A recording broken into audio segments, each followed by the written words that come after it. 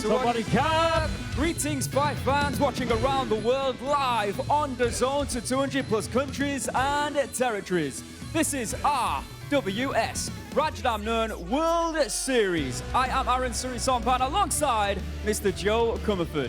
Tonight on RWS, once again, we are bringing to you 7 action-packed Muay Thai fights live from the birthplace of Muay Thai, the magnificent Rajadamnern Stadium. Tonight we have 3 super fights in one evening. April Inferno is reaching its intensity point tonight only. Tonight we will see 3 champions made. But before we get into that, let's check the fight card. In the very first prelim of the evening, the return of Elias Ghazali as he takes on Superchub in a lightweight bout.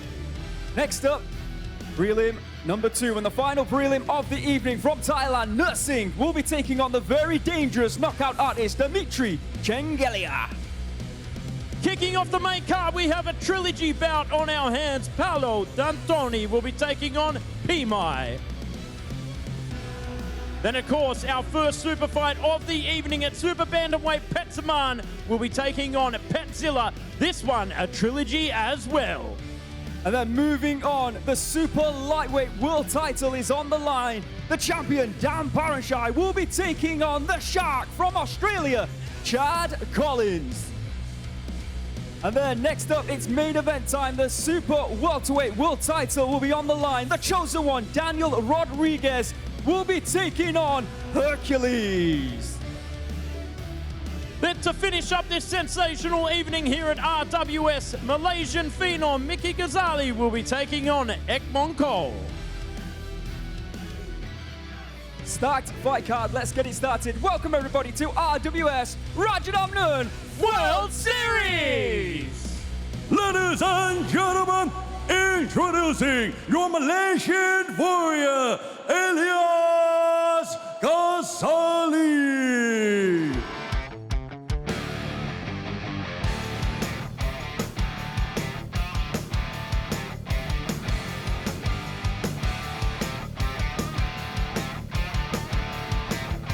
Kicking off the evening, Malaysian-American Muay Thai star Elias Ghazali, 1-1 here on RWS. One of the key figures helping push Malaysian Muay Thai onto the global stage returns here to one of the biggest cards of the year. Welcome, Elias Ghazali. And now, introducing your Thai warrior, Superchub.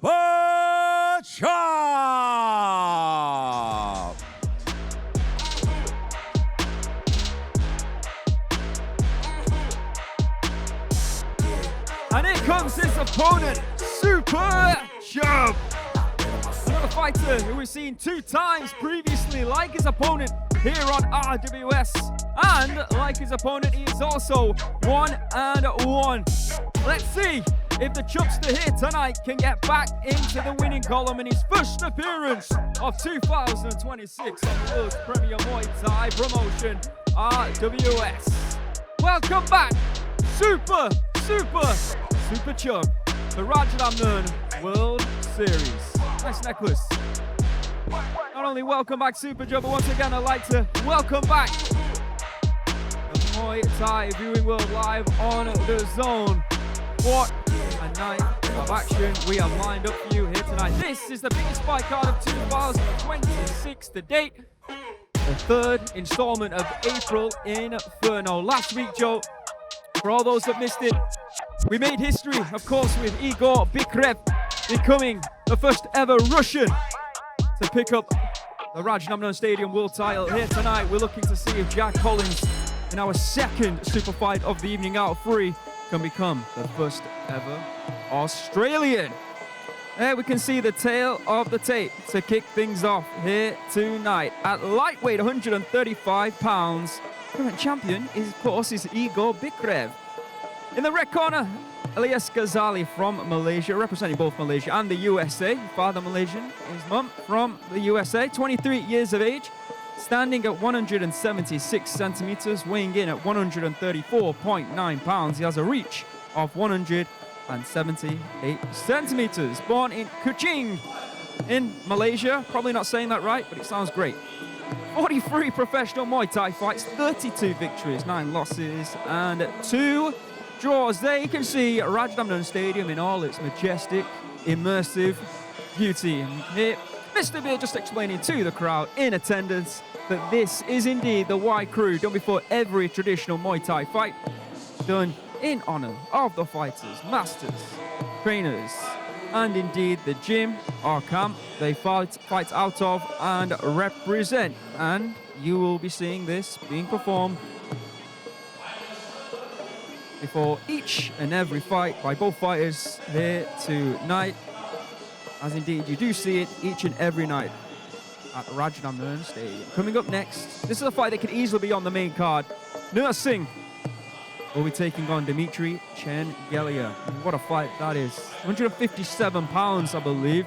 So just under the middleweight limit.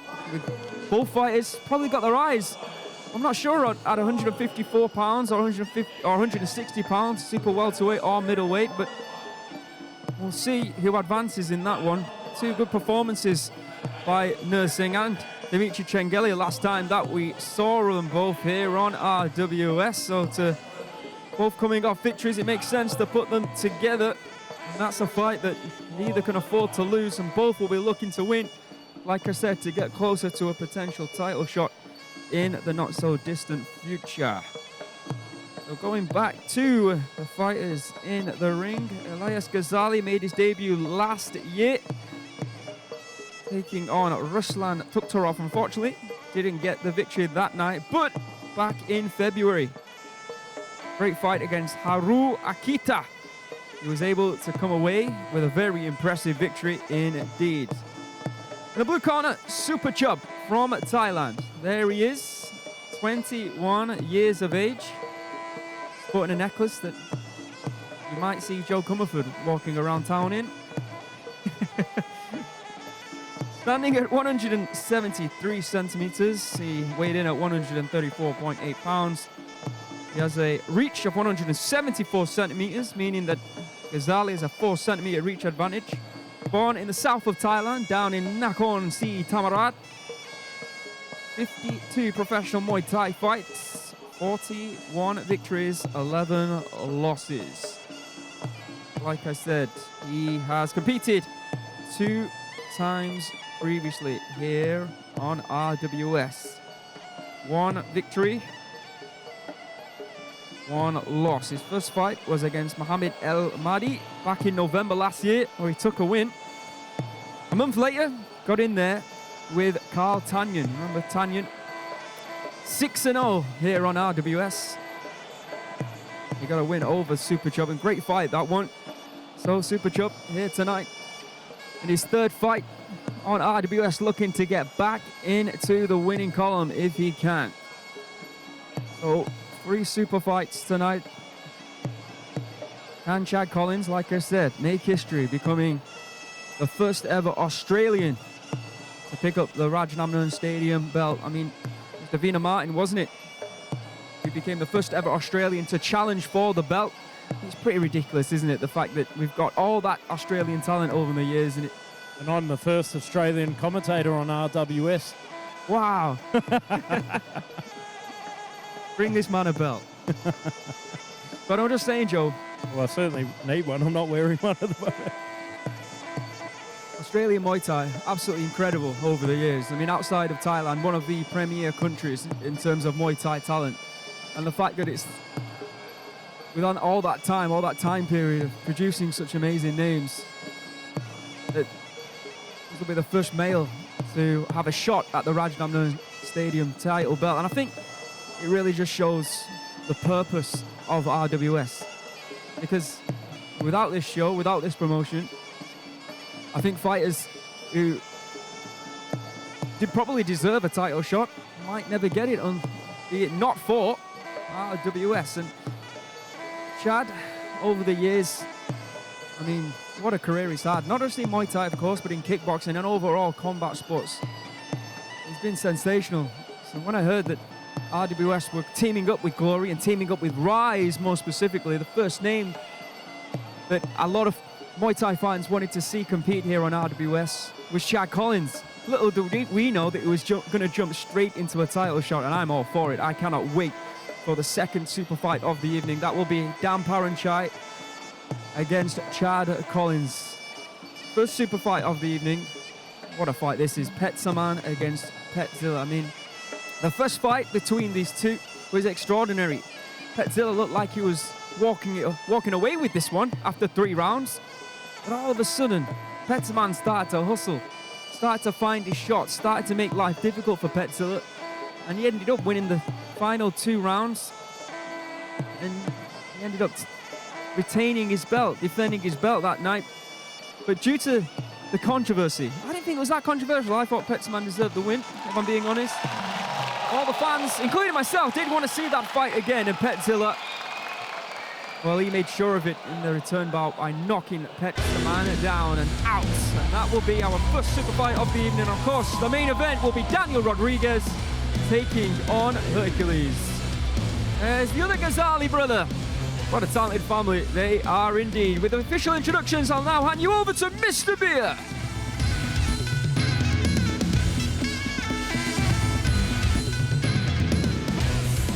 Greetings, ladies and gentlemen. My name is Beer, the voice of Rajadamnern, your ring announcer, and welcome to the first Muay Thai Stadium. Rajadamnern Stadium, the birthplace of Muay Thai. Ladies and gentlemen, it is time for RWS Rajadamnern World Series at Inferno.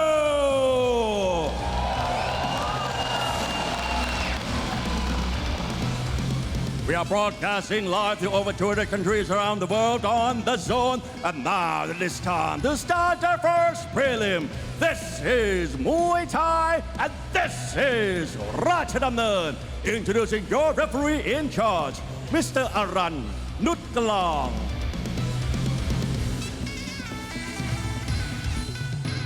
And now, introducing first, fighting out of the red corner, 23 years of age. He stands at 176 centimeters tall and weighing 134.9 pounds. He holds a record of 32 wins, 9 losses, and 2 draws, representing Malaysia. Let's hear it for Elias Ghazali.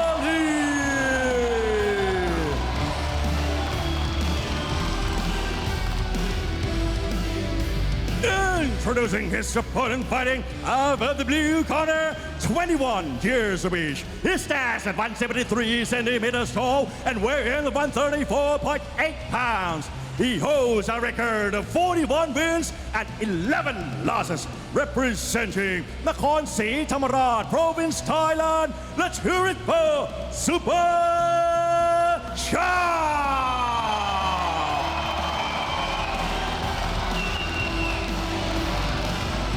Kick things off here tonight with an international lightweight bout.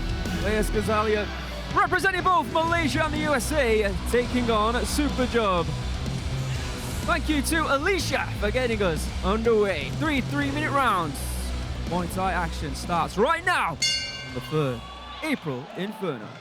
We are round number 1, starting off with a bit of sportsmanship there between these two. Left kick there from Superchub, easily leaned back there by Elias Ghazali. One of the things about Elias Ghazali is he starts off a little bit slower, builds his way up through the rounds. Not so much of a knockout artist, but definitely building his way and his momentum round after round. Of course, Superchub coming from Bangsen Fight Club. A couple of weeks ago, Pet Shin winning the interim belt here. So they'll be looking for another win here tonight. Going to build his record. Oh, inside left kick there from Superchub, doubling up to the midsection. Throwing that kick with ease. Certainly starting off with high momentum. Swing and a miss. Going for that back leg. Interesting, I saw a bit of a tutorial on social media the other day, and by Onion Topic, and he was saying targeting that back leg is a really good strategy for stopping opponents in their tracks early on, because it's not a highly conditioned leg. Often we condition that lead leg, and Superchub going for that rear leg. Sounds like he's been listening to that sound advice. Oh, switching stances there as well. Oh, beautiful setup for that elbow. Leaps in, slaps the lead hand down, and drags that elbow right into the chin there from Superchub. Absolutely tremendous round for Superchub. And I think that elbow, at the moment at least, just solidified the fact that he is on top now, with just over a minute to go in round number 1. As I said, Elias Ghazali takes a little bit to get him going. At the moment, Joe, he's going to have to get on his horse and start motoring, because Superchub's taking round number 1 right now, and it's been quite comfortable for him. Here we are, locking up in the clinch, trying to regain position here from Ghazali, but there's that vice grip at play. Forearm to forearm lock and digging that head under. Catches the kick there from Superchub, misses the chance to throw in a leg kick. Oh, big left kick upstairs, targeting that wrist, trying to drop that right hand of Ghazali. Solid right hand. Trying to set up that hand. But it's not enough, in my opinion, to take this round, and there's time running out here for Ghazali. It feels like the Superchub highway at the moment. And that's better from Ghazali, but it's just one shot. I think he needs more than that. Superchub on the attack here. Final stages of round number 1, and might have just solidified the fact that he won that round with another kick, but this time to the body. Joe, what do you think? Well, feels like Elias Ghazali has stopped at the toll gate to pay Superchub his dues by giving him that round to me before Superchub was cruising on the Superchub highway there. Let's have a look at the highlights here. It seemed like Superchub was in control of this one. Started to throw those low kicks and connect with them immediately. Start of the opening bell, and then you see the left elbow just caught him on the top of the brow. Of course, it's open scoring here on RWS, so we shall find out how the 3 judges at ringside scored round number 1. Ladies and gentlemen, in round 1, 2 judges scored 10-9 in favor of the red corner, and 1 judge scored 9-10 for the blue corner. There is more from both these fighters. More about that. Throwing 1 strike. All right, here we go for round number 2. So work to be done now for the man in the blue corner from Thailand, Superchub. Nice right kick to the body. Swing and a miss there from Ghazali. His brother will be fighting on the 7th and final bout of the evening after Daniel Rodriguez and Hercules here tonight. Miki.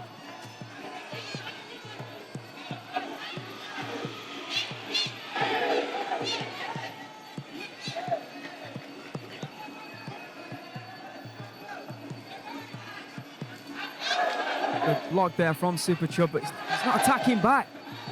And again, easy for Ghazali just to throw another shot. Better from Superchub. Oh, beautiful return there from Superchub. Still feel like the work rate is higher here from Superchub, and the effectiveness of those attacks, especially with that lean back just moments ago that we saw.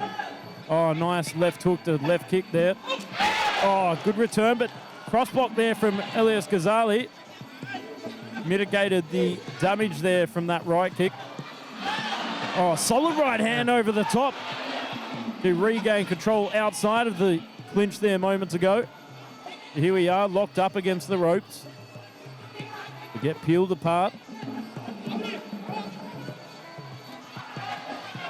Tries to leap in, and that right hand, but they're locked up once again there from Superchub. Oh, fakes his way in with that right kick to right elbow. A solid knee there from Superchub.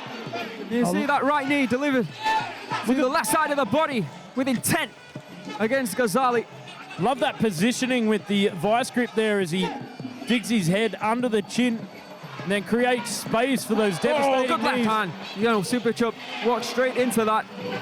There it is There again. from Elias Ghazali.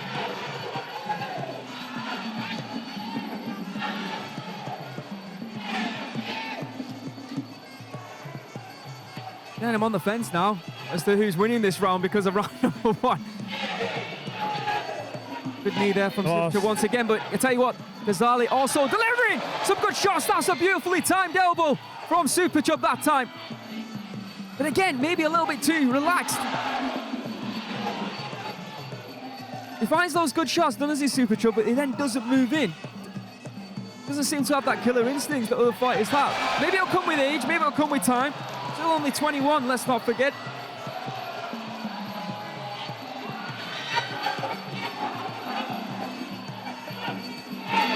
Oh, solid right kick to left knee there. Good right As knee he there to the blocked body up. from Ghazali. Trying to knee block Superchub, but he finds a way over the top there. Oh, big knee there from Superchub. And of round two. This time you can see Superchub seems more content, happier with his performance. All the judges reflect that enthusiasm. We shall see, but I'm not saying anything now. Let's have a look at the highlights of round two. Right away you can see Superchub with that right kick to the body. And again, that time showing that aggression. Starting to see a lot more knees, a lot more clinch from Superchub, and I think he had the desired effect. Catching Elias Ghazali, the right side of the body. I think that looked like actually it was more forearm than elbow. A lot of those right kicks there blocked and defended there from Ghazali with that cross block. Not quite sneaking their way through. I wonder if that will count on the judges' minds. Ladies and gentlemen, in round two, all three judges scored 9-10 in favor of the blue corner. On the total score, two judges scored 19-19 even, and one judge scored 18-20 in favor of the blue corner. Your second victory from 3 fights here on RWS. Let's see who that fighter will be. Work to be done now for Elias Ghazali. Well, much better round from Superchub. Here we are coming into the third and final round of our first prelim of the evening.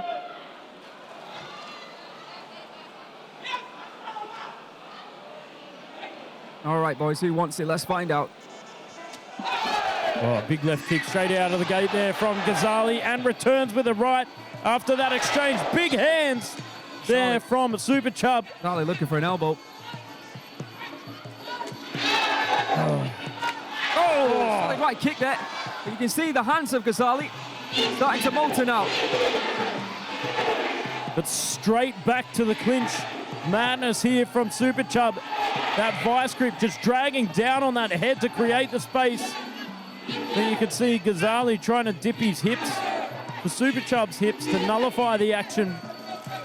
But still, Superchub showing his physical prowess there within the clinch and keeps dragging down on that neck. But here we are back on the outside. Oh, a big right kick there. He got caught though with the right hand as he moved in. Big knee there from Ghazali back into the clinch.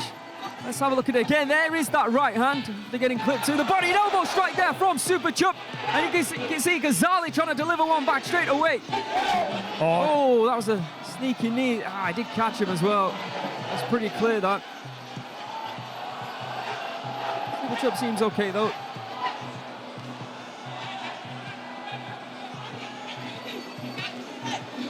That's the warning there from the referee. Not done intentionally, I'm sure, from Ghazali. We are continuing the action. Oh, big right kick, but then again met with that right hand. Then again, wasn't it? Kick to the body. Seems to be that he's Right waiting hand. for that right kick to come.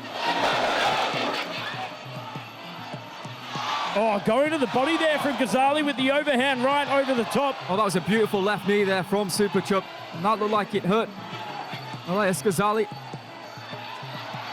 Kick to the body once again. And Superchub now playing it more safe, being on the back foot. Does that play into the hands and potentially the elbows of Elias Ghazali, you might say. Oh, big right kick, doubling it up there from Superchub, regaining position, but there Elias Ghazali locks it down and delivers some punishing knees of his own. Less than a minute to go here. Oh, great kick returns between the two. And again, Ghazali looking to land that right hand. Doesn't find it that time. Battle of the exchanges here. Swing and a miss there from Elias Ghazali. 35 seconds left on the clock. Remember, whoever wins this round will win the fight. Surely. Oh, I was going to say, both don't believe they've won it already, do they? Are they willing to move away and allow the judges to decide who the winner of this fight is? Oh. Superchub playing it very tactically here. Switching stances. He clearly thinks he's done enough, doesn't he? 5 seconds left. Superchub looks up at the clock. And there you have it. Oh. The end of the third and final round and of the fight. From the demeanors of both these two fighters, you might be led to believe that Superchub has done enough in round number 3 to win the fight. Although now we can see Elias Ghazali raise his hand. But yeah, out of the 3 rounds, I think there's an argument that maybe that was the closest, in my humble opinion. Went back and forth, but see, halfway through, Superchub starting to back away. Let's have a look at the highlights. That was that running elbow connected by Superchub. A little bit more accurate with the kicks to the body. Felt Superchub was that little bit quicker as well upon the entry into the clinch. A little bit more volume with the attacks. However, Ghazali had that loaded up right hand. Anytime that right kick came, he loaded up that right hand. Very true. Again, an attempted elbow there from Superchub. Constant right kicks to the body.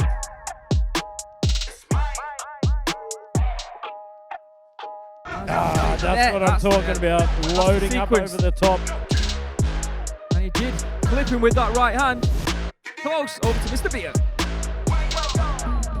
Ladies and gentlemen, after 3 rounds of Muay Thai action, we go to the judges' scorecard. The first judge scored a spot 29-28. The second judge scored 29-28. And the last judge scored 30-27. Declaring your winner by way of unanimous decision.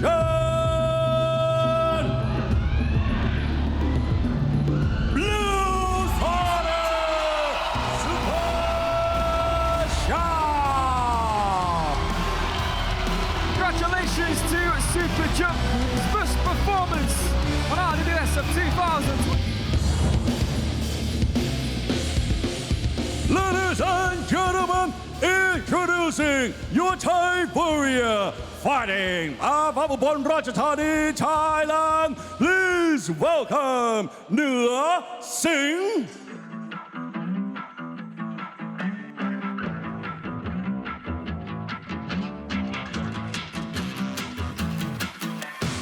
Nuasingha steps in at 157 pounds, 1-0 here on RWS with a decision win against Steph Malcolm Le Breton the 17th of January this year.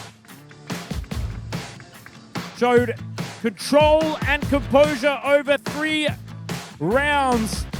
Last time he was here on Rajadamnern World Series. Welcome back, Nuasingha. And now, in Introducing your Russian warrior, Dmitry Changelia.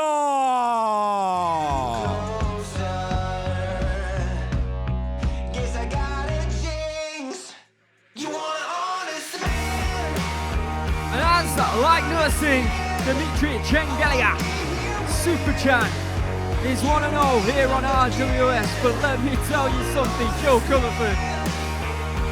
In his debut, what a performance. Knocking out Kong Thailand. That's right, back in September. And it was last week, let's not forget, that his compatriot Igor Bikrev became the first ever Russian Rajadamnern Stadium champion. Buoyed by that, spurred by that, is it time for Superchub to get a belt of his own, whether it be at 154 pounds or 160. But in order to get closer to that belt, he's gonna have to defeat Nuasingha here tonight. This is our second and final prelim of the evening before we enter tonight's spectacular main card. And it's a main card that consists of 3 super fights. Petchsaman versus Petchsila. The winner will be walking away the new super bantamweight king of Rajadamnern Stadium. Dam will be defending the super lightweight belt against Chad the Shark Collins, the first ever male Australian to fight for the belt. And Danny Rodriguez, the chosen one, will be defending his belt against a former 2-time Rajadamnern Stadium champion, the last fighter to beat Tapao Gao. And that, of course, is Hercules. Let's have a look at the tail of the tape for our second and final prelim this evening. At 157 pounds, 3 pounds over the super welterweight limit, 3 pounds under the middleweight limit. In the red corner, Nuasingha from Thailand, 23 years of age, standing at 182 centimeters. Weighing in at 156.3 pounds, he has a reach of 181 centimeters. Born in Ubon Ratchathani in Thailand, his professional record stands at 39 victories, 12 losses and 1 draw. And as Joe was mentioning, 1-0 here on RWS. In the blue corner, Dmitry Superchub Changelia from Russia. 26 years of age, 2 centimeters shorter, standing at 180 centimeters. He weighed in on the limit of 157 pounds, giving away 3 centimeters in reach, 178 centimeters. Born in St. Petersburg in Russia. 12 professional Muay Thai fights, but a lot of amateur experience. He is currently 8-4 in his professional career thus far. And like I said, a spectacular knockout against Kong Thailand back in September of last year to introduce himself to the RWS public. Speaking about the 3 super fights, this isn't technically a super fight, but it is a super fight. Paolo D'Antoni against Peemai for the 3rd time. It is 1 apiece. 2 fights of the night. The last time that these two met, and we're hoping for more. If that is indeed possible, then that will be the first fight of tonight's main card. Paolo D'Antoni from Italy, Peemai from Thailand. So Nuasingha not only fought here on RWS, but on Channel 7 many a time. It's interesting as well, a couple of years ago, back when, was it a couple of years ago or maybe last year, when Pet Moricott first got the belt, immediately his team was saying, we want Pet Moricott. We believe we have the tools to beat Pet Moricott. And you know what? A lot of the general Muay Thai public, including myself, thought that was a bit laughable. But Nuasingha's getting closer. He's found himself here in RWS. He clearly knows what he wants. First off, though, we have to beat this Russian, Changelia. Let's find out if he can. With the introductions, Mr. Beer. Ladies and gentlemen, this is the second prelim of RWS Rajadamnern World Series. This is Muay Thai, and this is Rajadamnern. Introducing your referee, Mr. Parin Han Thanaboon.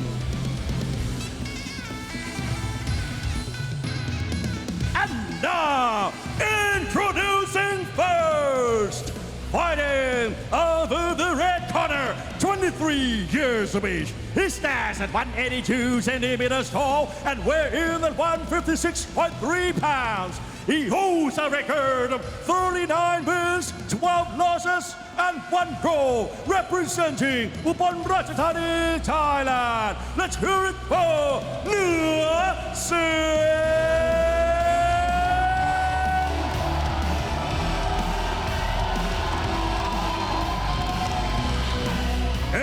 Introducing his opponent, fighting out of the blue corner, 26 years of age. He stands at 180 centimeters tall and weighs in at 157 pounds. He holds a record of 8 wins and 4 losses, representing Russia. Let's hear it for Dmitry Changelia.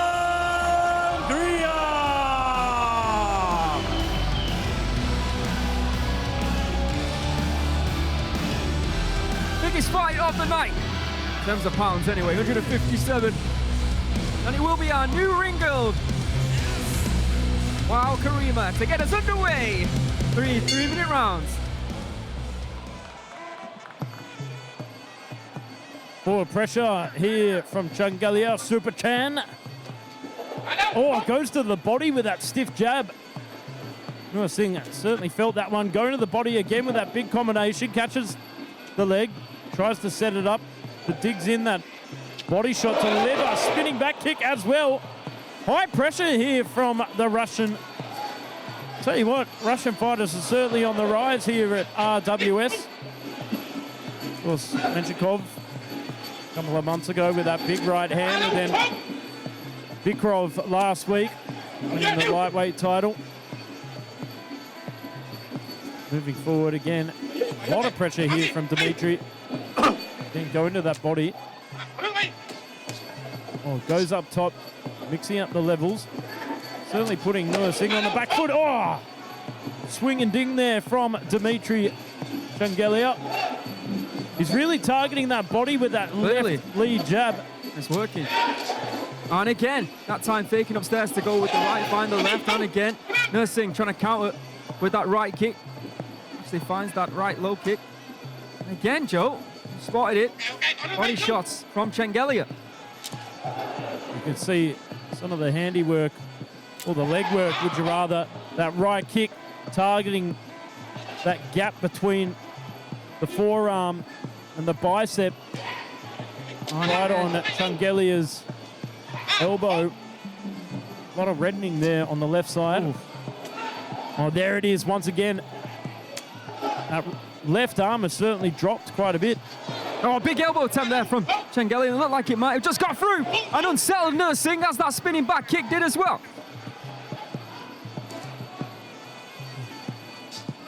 Nuasingha breathing a little bit heavily here, I think, from the accumulation of the body shots. It was Igor Bikarev last week who found that incredible deep jig, as they call it.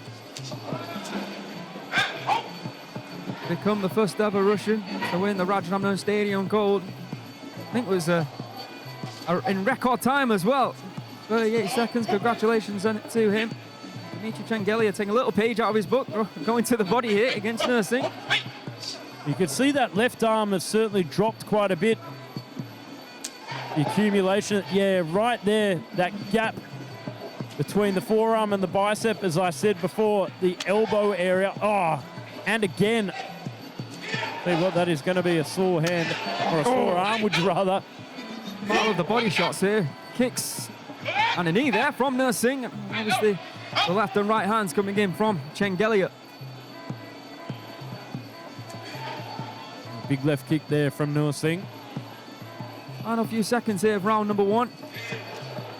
Oh, another shot. Oh. Guess what? To the body from both fighters. Dmitry Changelia started off very fast and furious early on there, and then started to fade, I felt, towards probably the last minute as those kicks were starting to land on the elbow, dropping that left hand, and that's where Nuasingha started to come alive a little bit more. once the body shot started to drop in volume. Only shot of difference, really. The skinny back kick and the running elbow.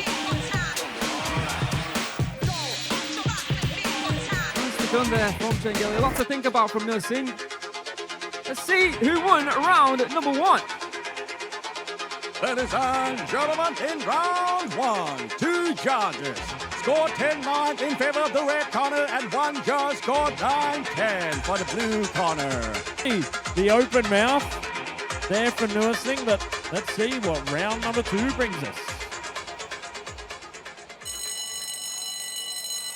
It's up to Changelia to switch things up, of course. Technically being down now on the scorecards. Is he going to continue popping those jabs to the body? We're going to see. Oh, there we go. You can certainly tell that one hurt. Nuasingha starting to buckle after that left jab. Folding the posture, giving visible signs to Dmitry Changelia that it's working. Oh, solid right kick there from Nuasingha. Overhand right there from Changelia, and there's the left hand. Got the attention of Nuasingha, and again with that left, back to the body. Remember that big, sickening knockout that we saw from Changelia on his debut against Kong Thailand, and Thailand was much talked about potential consideration to take on Danny Rodriguez. Yeah, absolutely. Oh! Flying knee there from Changelia. Good start here though from the Russian. A lot of volume here from the Russian. Oh, beautiful nice. Stabbing knee. Very piercing nice. Straight through the midsection there. Oh, good combination. Jab, followed by that kick to the body. Very positive round so far, I would say, for Changelia. You can see the footwork here from Dmitry Changelia, trying to stay out of the way of that right kick. Stepping to the left, circling out. A lot of output as well. Oh. That was the shot, wasn't it? That got the attention of Kong Thailand. Oh, big right kick there from Nuasingha. Oh, step-in elbow from Changelia. Feel like Nuasingha's having a little bit of trouble working out the footwork here. And he's having to do a lot of chasing. Changelia really moving around the ring. Oh, solid right kick there from Nuasingha. Dmitry Changelia. Oh, very nice. A lot of right kicks here. Or left kicks, would you rather? Oh. Going high with that spinning back kick. The alligator whips its tail. Looking and loading up it again. Felt that one was a little bit telegraphed. Oh, beautiful. These knees, gorgeous from Changelia. Certainly got some gorgeous weapons there from Superchan. He circles out once again. Looking up at the clock there. He needs to do a little bit more, I feel. A lot of output though in this round. Understandably a little bit tired. But I feel he's done enough. Oh, big right kick there.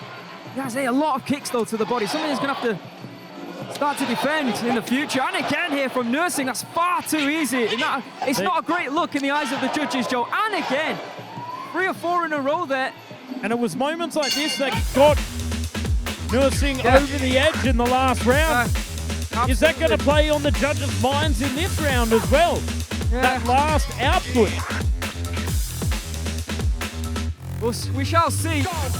But if you're looking at the final 30 seconds of the fight, and only that, you would think that Nuasingha, he would clearly have won that round. Well, that wasn't the case, was it? 2.5 minutes, I think we saw some great work from Changelia.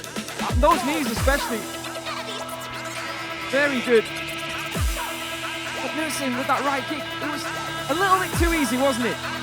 For him to connect with that shot. Yeah, it was when Changelia started to slow down in the last minute as well. That's where he found those right kicks, because most of that round he was moving around, utilising those punches to the body, to the head. Let's see what the judges have to say. Yeah. Ladies and gentlemen, in round 2, Two judges scored 10-9 in favor of the red corner and one judge scored 9-10. For the total score, two judges scored 19-19 even and one judge scored 20-18. 2 rounds in favor of Nuasingha. Win the round, win the fight, technically. Strange fight, this one. Right? Got a weird vibe to it, hasn't it? Almost lateral fighting versus solid basics. Oh, doubling up the left there, but mitigated there from Dmitry Changelia. Catches that kick. Oh, going for the spinning heel kick once again. Oh, It's worked for him for the last 2 rounds, hasn't it? So Nuasingha, again, utilising and throwing that right kick. It's almost... My goodness! What a right punch comes out of nowhere once again! You know what we call that, Joe? Death touch. Super chance, super hands! Wow! Dmitry Changelia flips the script once again! That was absolutely insane. What just happened? I'll tell you what, expect the unexpected with the Russians here on RWS. From Russia with love. Wow. 2 knockouts to his name now on RWS against Kong Thailand, and now it's Nuasingha. Let's see it again. I mean, all throughout that fight, rounds 1 and 2 especially, he was throwing the left jabs. Here, a sneaky little right hook. Boom.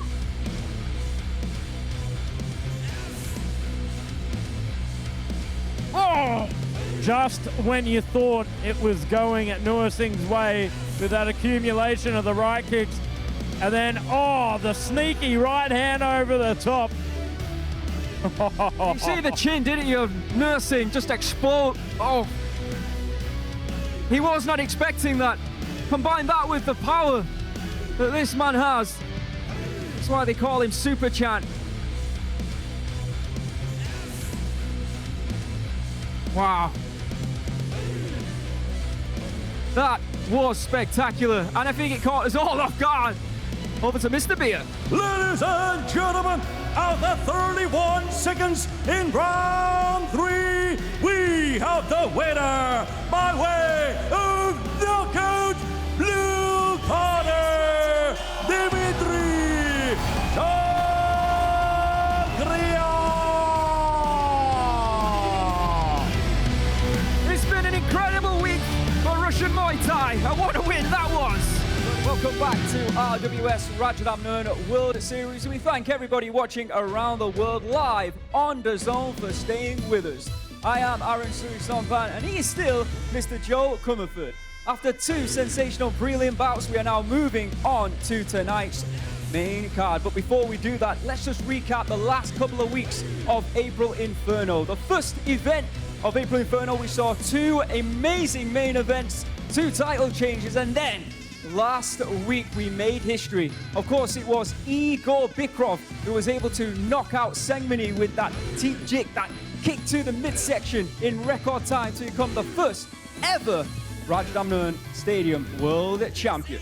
Now we are in week 3, the hottest point of the month. But what happens to a flame before it heats up and gets to the hottest point? Well, right now it's turning blue. Ladies and gentlemen, welcome to April Inferno!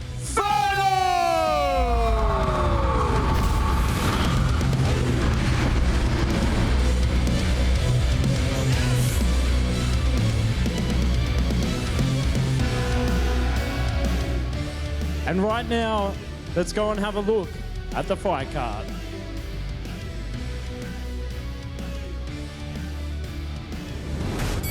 Kicking off the main card, we have the return of Paolo D'Antoni taking on Peemai in a trilogy fight. And speaking of trilogies, next up it will be Petchsaman taking on Petchsila in a Rajadamnern Stadium Super Bantamweight Super Fight.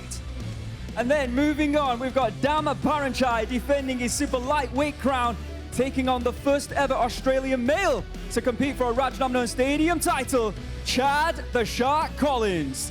Then for our main event, a super fight at super welterweight, Daniel Rodriguez, the champion, the chosen one, will defend his title against number 4, Hercules. Then to finish up this sensational evening, Miki Ghazali returns to take on Aekmongkol. Amazing night, 3 super fights. Let's get it started. Welcome everybody to the RWS Rajadamnern World Series Main card! Ladies and gentlemen, introducing your Italian warrior, Paolo D'Antoni.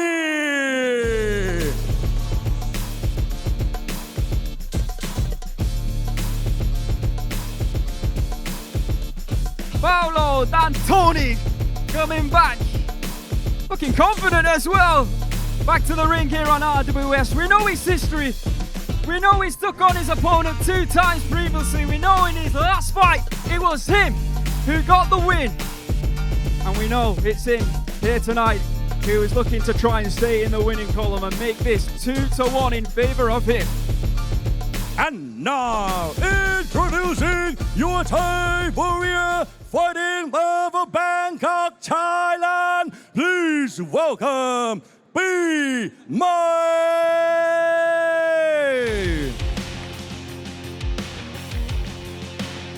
He is tough. He is incredibly durable. It's Peemai, 3-2.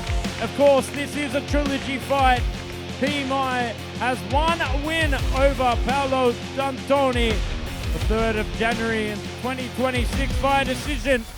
But then, 21st of February, loss. Welcome back, Peemai. First fight of the evening here on RWS. The 3rd installment of April Inferno. The hottest night of the year, the hottest night of RWS thus far in 2026. 3 super fights are coming your way after this fight. That's right, the second fight of tonight's main card sees Petchsaman take on Petchsila for the vacant Rajadamnern Stadium Super Bantamweight World title. Then moving on, Dan Paranchai defending his belt against Chad Collins, and then Daniel Rodriguez defending his super welterweight crown against Hercules. Let's have a look at the tail of the tape for your first bout of tonight's main card, and the 3rd fight between these 2 warriors. In the red corner, Paolo D'Antoni. From Italy, is 27 years of age, standing at 174 centimeters. Weighing in at the welterweight limit of 147 pounds, he has a reach of 179 centimeters.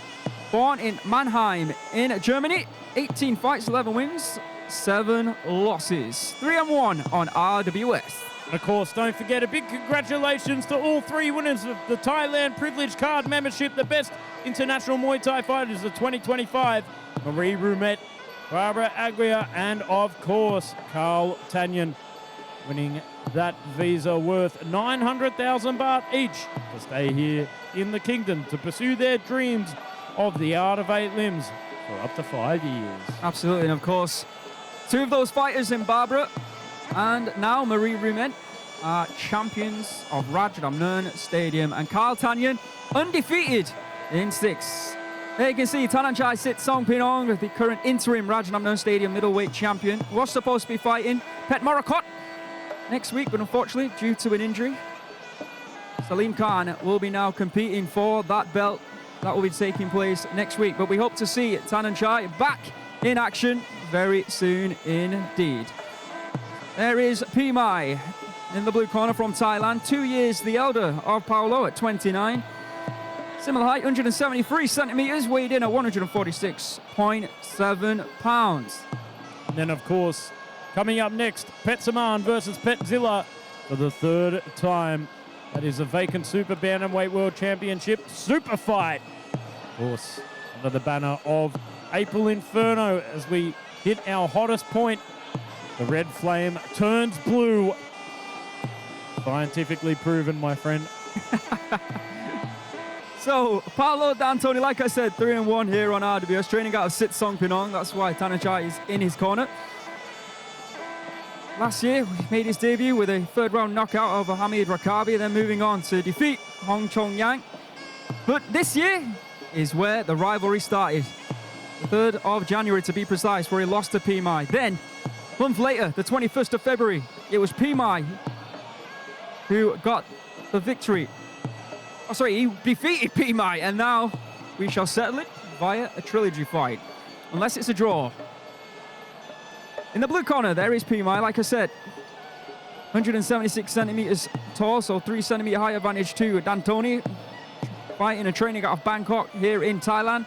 47 victories, 17 losses. Known for his forward, aggressive style, as is D'Antoni.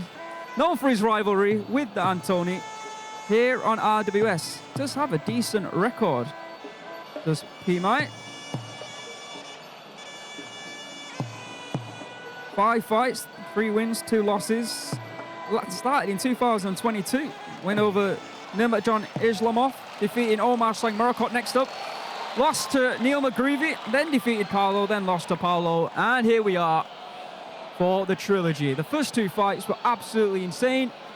First 2 fights were fight of the night on each of the separate nights. Might be tough considering the stacked card we've got here tonight, but never doubt these 2. They come together. It's always incredible. Over to Mr. Beer for the introductions.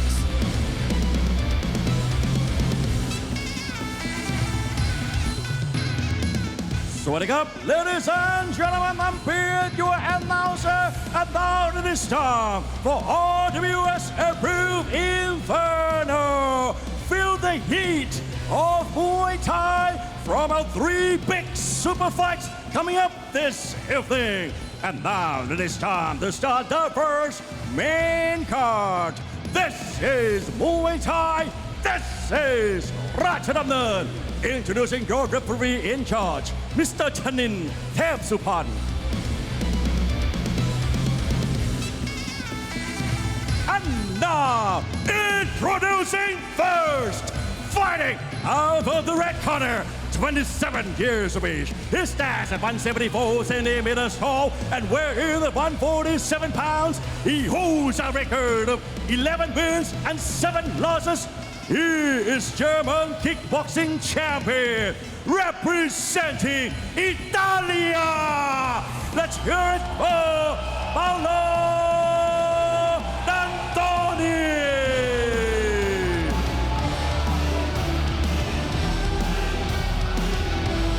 And introducing his opponent, fighting out of the blue corner, 29 years of age. He stands at 173 centimeters tall and weighing in at 146.7 pounds. He holds a record of 47 wins and 17 losses. He is a former WBC Asia boxing champion, representing Bangkok, Thailand.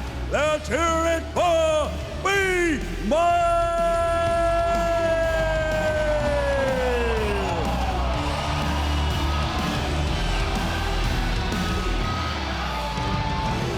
Who takes the trilogy? It will be Alicia to get us underway. 3-minute rounds at 147 pounds welterweight.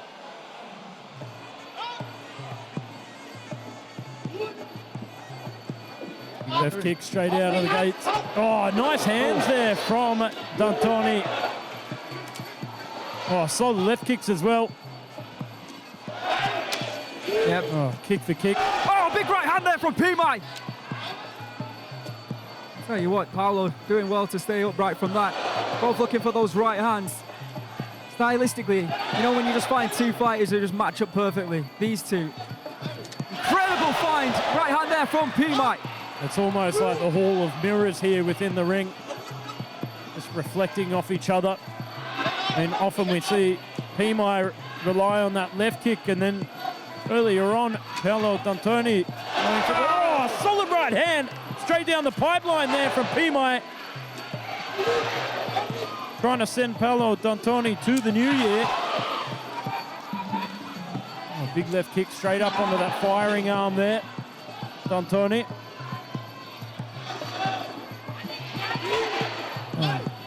Tell you what, Noah Moore lost here. Oh, stabbing to elbow there Big from elbow. Peemai. Yeah, Anthony felt that, definitely. And again, Peemai looking for the left this time.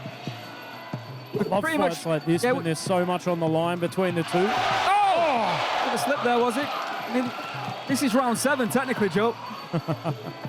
And we're pretty much picking up where we left off after round 6. Right hand that time from Antoni. Another big right hand from Peemai. Big knee there from the tie. Oh, Peemai digging in that elbow. Locked up there, trying to regain position. Oh, there we can see picture in picture that right hand. It's been a constant thorn in the side of Paolo D'Antoni here in round number 1. Why is it every time these two fight, it is like the pendulum swinging between the two? After each exchange, absolutely, one thuds the other. Every 20 seconds, it flips back and forth. Here comes D'Antoni. Big knees, big elbows, but a big right hand there to offset those big strikes from Peemai. Tell you what, the crowd are loving it as much as we are. Standing in center ring here, trading shots, going to the body there from Peemai, digging in the left kick. Oh, fighting knee from D'Antoni, and that looked like it connected. Good job, Peemai's built like a tank. Yeah, solid kick. Antoni going downstairs, blood flowing from the nose there of the Italian. Oh, big elbow! Oh, solid elbow in return. Big stabbing knees here from Peemai. A lot of beautiful output, has to be said, from Paolo D'Antoni in this first round, but the big shots are coming from Peemai, and you can see the damage it's caused already. End of a sensational round number 1. Hit the Rocky music. Here we go again, Joe Comerford. And again, how do we score this one? How are you seeing this? Help me. It's a tough one to call between these two because, as I said, the pendulum swings between the exchanges. It's almost like when one gets the upper hand, the other one fires back in return. A lot of volume there from D'Antoni, but as you said, the much more damaging shots coming the way of Peemai. Those left kicks taking out the gas and the ignition from D'Antoni, but D'Antoni just comes flying with these thunderous exchanges in return. Let's see what the judges have to say. Ladies and gentlemen, in round 1, all 3 judges scored 9-10 in favor of the blue corner. Peemai back up, raring to go.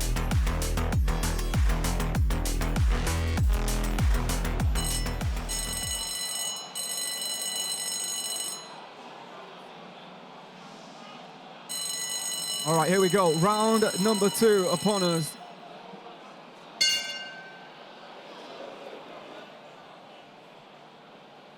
Antoni, like Joe was saying, delivered some incredible output. More active of the two, but Peemai striking with the bigger shots. And that, I guess, is what's won it him on the scorecards. Oh, big knees here for Peemai. Destabilizing D'Antoni there.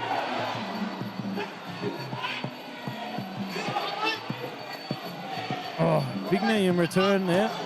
Going to the body, going up top there for Peemai. Working the levels. Oh, a lot of forward pressure here from the very durable Peemai. I think we're in a situation now where both fighters are looking for the big strikes, the shots that Peemai attempted in round 1 that worked for him, in the eyes of the judges at least.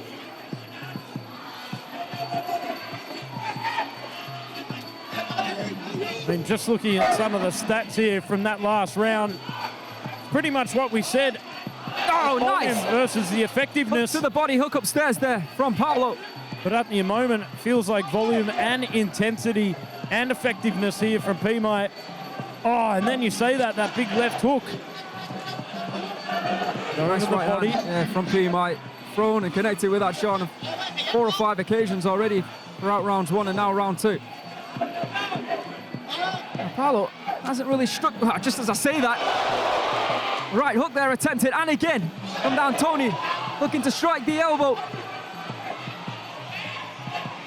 Good block here from Peemai, not throwing a knee though. That eye clearly bothering him. Oh, steps in with that lead elbow. Ducking under the punches there from Peemai. Good head movement there from D'Antoni. Certainly bothering Peemai. Yeah, same throw shots. And again, he's connecting. And he's hurting Peemai. The left eye clearly compromised and it's bothering Peemai. And D'Antoni's got to go after him, and he is. D'Antoni capitalizing on this. Oh, D'Antoni there, you can see, licking the blood from the gloves. He's got to separate. Probably doing enough to win the round, though, I would say. And you can see, once again, the blood really flowing from the eye. No, I feel like it's coming from the hairline. He's cut him again with another elbow. Oh, that time, that was flush. That was brutal. That was flush right on the skull there of Peemai. Catches him, gets that side lock. Oh, digs in the knee. Oh, absolute more elbows. Big knee there from D'Antoni. Trying to finish off this trilogy in style. Blood pouring from the face of Peemai. Digging deep, biting down on that gumshoe, trying to deliver his own elbow that time. Shot to the body there from the Italian. And again, going upstairs. This rivalry is off the chain, Joe Comerford. Absolutely insane. Both fighters fighting down, doing everything in their power to try and take the other fighter out. Neither budging, but Peemai, I tell you what, coming close. Close to going down, in my opinion, for all that damage. Look at the elbow strikes here from D'Antoni. And even with Peemai trying to cover himself, he just can't. Well, I felt that D'Antoni was certainly the more accurate of the two. Oh, big left hook there, straight on the chin, especially with those elbows. Was just unleashing the knives from the kitchen drawer there. Surely the Italian took that. Surely it's a judgment round. Let's find out. Ladies and gentlemen, in round two, all three judges scored 10-9 in favor of the red corner. For the total score, all three judges scored 19-19 even. So the next round will be the judgment round. Peemai, is it any wonder that he got himself over the edge there, unleashing the old slice and dice? But here we are coming into the third round, a judgment round. Win the round, win the fight, and win the rivalry. Good start there from Peemai with that overhand right once again, swinging left from D'Antoni. Oh. Big knee there from Peemai. What a start this is to round three. Just when we thought Peemai was unsettled, comes out, connects big time. But here comes D'Antoni, popping and jabbing, attempting to get his hand raised here in this what has been one of the very best rivalries in RWS, if not the best. Oh, big right kick there from Peemai. He breaks through the guard. D'Antoni trying to unleash the punches, but eats a big knee in return. Unleashing the elbows once again here. He's got to get out of the corner here, Peemai. Slips the arm through to deliver some stabbing knees and a big left elbow once again. But Peemai doesn't give up. Another right hand there from the tie. And again, D'Antoni throwing low kicks. Another right hand there to that damaged eye from D'Antoni. Ducking under, good movement from the Italian. Oh, left eye kicks. Doubling up. Oh, is Peemai still on his feet? Joe Comerford. What is going on? Lost for words, nearly lost your voice there in that last exchange. Big swing and a miss there from Peemai, but follows up with the left kick. D'Antoni taking a step back to lock on from side control. Oh, that's an elbow. Big stabbing knee there from Peemai. I need to rest my voice a little bit. Free Superfight still to come here. Uppercut, another right hand, ducks under. This is a great moment here. A great minute or over for Paolo D'Antoni. He looks the fresher of the two, Joe. Spinning back elbow. Scream there from the Italian, spinning back kick to the body. Peemai advancing though somehow.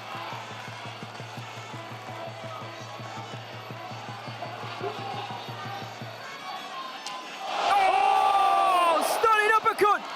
Peemai wobbling. D'Antoni going for the flushy spinning back kick. Just having a look at the matchmakers, and I'll tell you what, they are in absolute awe of this. Hey, Peemai just threw a left high kick, did he not? Oh. 30 seconds to go here in this trilogy. Oh, digging under with that body shot there from D'Antoni. And goes over the top.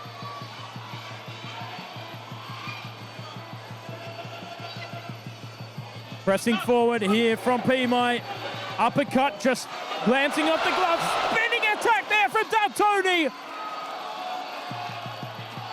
Right to the end. Spin it to win it here from D'Antoni once again. Slips the elbow through. Wow, what a fight. Once again, and that's why it was worth the trilogy.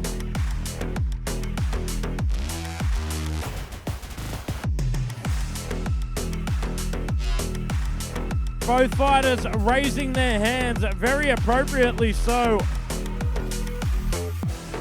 Dare I say, should we run this back? Oh, Peemai raining with blood from the hairline. D'Antoni looking like a gladiator in the Colosseum.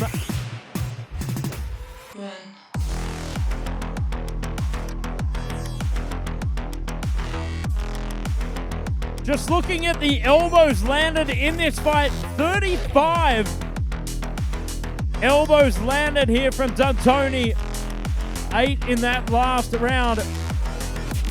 Just immense output there from the Italian.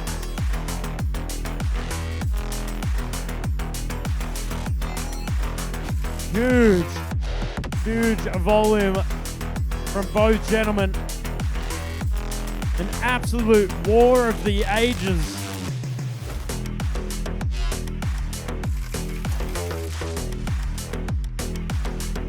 Oh, there's one of those vicious elbows from D'Antoni. Solid durability. Beautiful rear uppercut straight under the guard. Ladies and gentlemen, after 3 rounds of Muay Thai action, we go to the judges' scorecard. All 3 judges scored this bout 29-28. Declaring your winner by way of unanimous decision.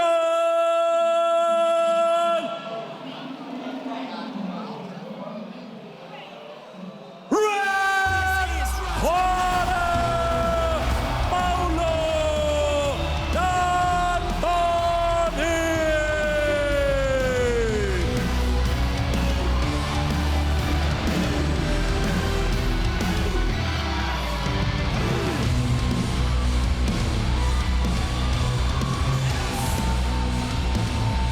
All right, Paolo. We don't normally do this, but because this is a trilogy fight, ladies and gentlemen. These two have fought 2 times previously. Both have won 1. And now, Paolo D'Antoni, you've won the 3rd and final fight of this trilogy. One of the best trilogies in the history of Rajadamnern World Series. How are you feeling right now, my friend? Listen, I've been so much shit. I caught an infection, and that shit put me out because I've been on medication. So I couldn't even feel my legs. You didn't see it, the spinning stuff I usually do. I didn't barely kick, I just punched, but I fought my heart out. Unfortunately, I couldn't knock him out this time, but it was 3 great fights. I invited him to the camp. I want to train with him. I want him to be my brother, you know. Don't Pinok, 2 brothers. He's my brother now, you know. I love you, bro. Absolutely, we both love you. All right, Peemai, quickly, if I can get a word with you. I've got to ask about that cut. When you went back, did you think that this could potentially be the end of the fight after that cut? ขอถามนิดนึงครับเกี่ยวกับเรื่องรอยแผลที่ตาเนี่ยครับตอนที่เรารู้สึกว่าเราได้รับแผลนั้นน่ะคิดว่าไฟนี่จบเลยยังครับ ยังครับเพราะผมยังมีใจสู้อยู่ครับห้ามแพ้นอกเด็ดขาดต้องต่อยให้มันที่สุดครับ No, I believe in myself. My fighter spirit is over 100%. I will never back down and fight till the end. Absolutely an incredible show of fighter spirit from both fighters. Peemai and your winner, Paolo D'Antoni.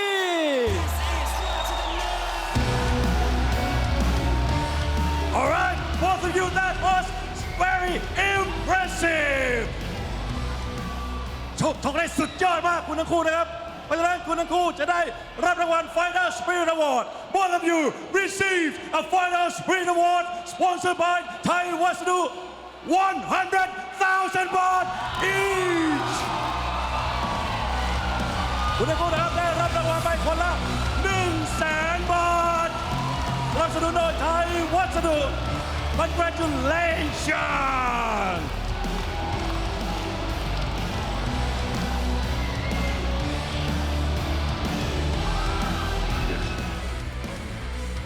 Coming up next, Petchsaman, Petchsaman Garman want to establish himself again as one of the very best super bantamweights, if not the very best super bantamweight in the world, taking on an old foe. We've had one trilogy fight this evening. We're going to have another this time. 122-pound super bantamweight Rajadamnern Stadium Gold will be on the line. Two fighters who are desperate to get that belt back. Two fighters who consider themselves the very best in the division. Two fighters who have proved to each other in the past that they are indeed better than the other. Petchsaman, of course, was the king. Many thought, including myself, that he was untouchable at this weight. But let's not forget, at 122 pounds lies some of the very best Muay Thai fighters in the planet. I do call it the most stacked division in our sport. And with Petchsila Arusha around, and most notably, his power in his hands that people seem to underestimate, you can just never underestimate. All he has to do, look at this. I mean, that was the first fight, I believe, where Petchsila lost, where he didn't move forward in rounds 4 and 5. He made the mistake of believing he'd already won the fight, that he'd already defeated the undefeatable. But he made no mistake in his second fight, where he was able to score that sensational knockout heard around the Muay Thai world. And here tonight, Joe Comerford is looking to do it again. Absolutely, we've got one of the highest IQ fighters taking on an absolute powerhouse. Two phenomenal fighters of their generation. The top of the super bantamweight division going toe to toe. Let's have a look at the comparisons here. 62.9% in strike accuracy, then from Petchsaman to 55.9%. But the punch landed per minute, Petchsila, of course, with those powerful concrete hands that he possesses, but fairly even in power strikes per minute. I mean, I do believe Petchsaman has the most total attempted strikes in the super bantamweight division, 892. My memory serves me correct.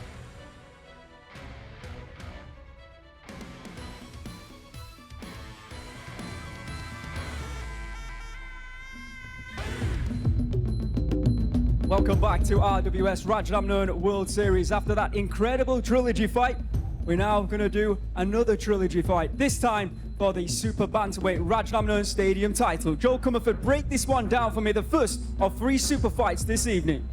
Of course, these two fighters have seen each other twice before, 1-1. Petchsaman winning their first fight against Petchsila. Of course, that was a win on decision, but then Petchsila came back and knocked Petchsaman out in the second round there. Very, very tough hands there from Petchsila. Absolute powerhouse. Of course, Petchsaman has the highest attempted strike rate in the super bantamweight division. Just a testament to the strike rate that he possesses, the high volume, the high IQ. You expect to see this in the exchanges tonight, but he's got, of course, those concrete hands to go up against in Petchsila. Absolutely, and I agree with that statement. They are concrete. And Petchsila, if he can put a performance in like he did the last time that these two met, surely he'll be walking away with the gold. If he doesn't, it will be Petchsaman's. This is your Rajadamnern Stadium Super Bantamweight World Championship Superfight!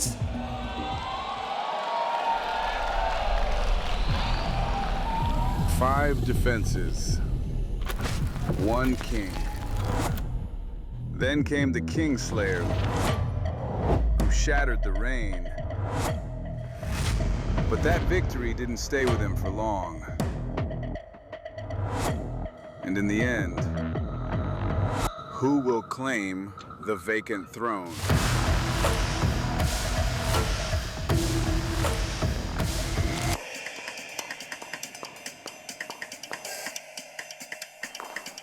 Who's the one? Who's the one?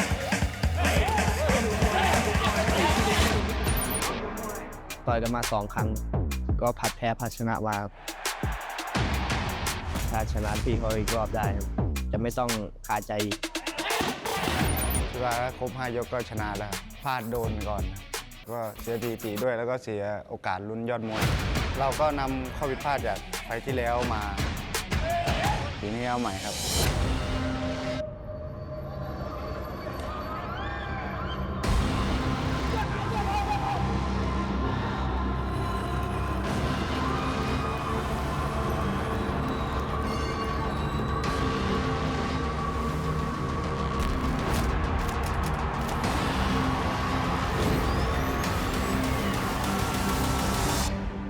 Trilogy concludes.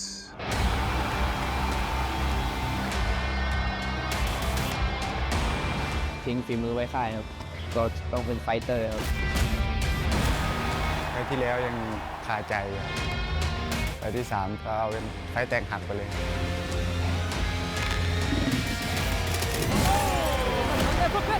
Technical prowess, pressing forward. Big problems here for the challenger.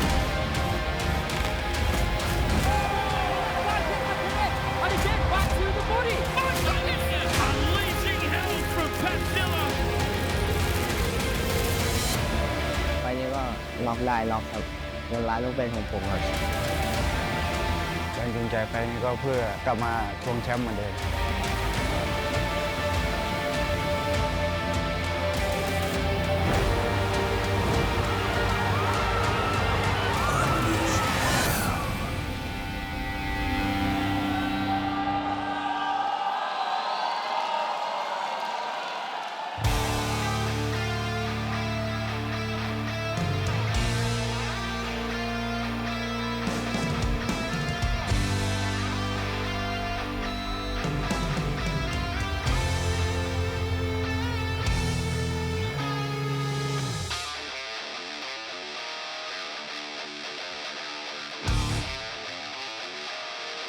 The man with the plan to use those strong hands, Petchsila returns. Nicknamed Left Haki, of course, dressed as one of his favorite anime characters,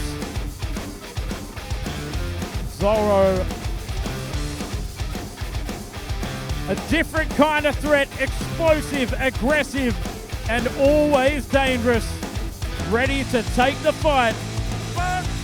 Introducing your time warrior, fighting out of Udon-Thani, Thailand. Please welcome the left hockey, Petchsila. As I said, dressed as one of his favorite anime characters, Zoro, from the famed anime series One Piece. Welcome back, Petchsila.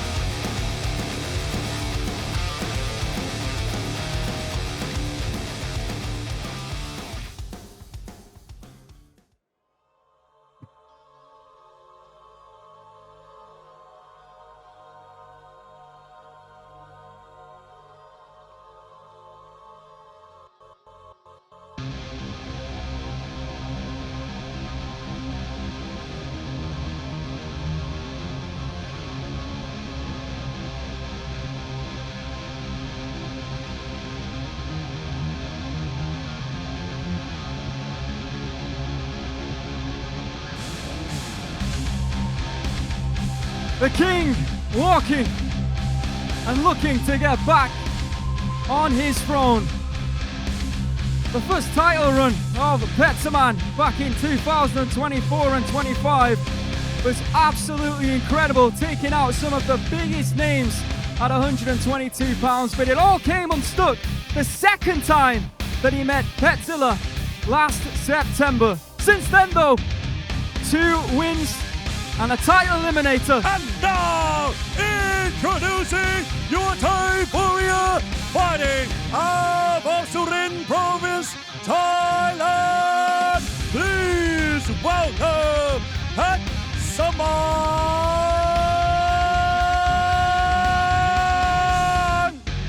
Looking in tremendous shape.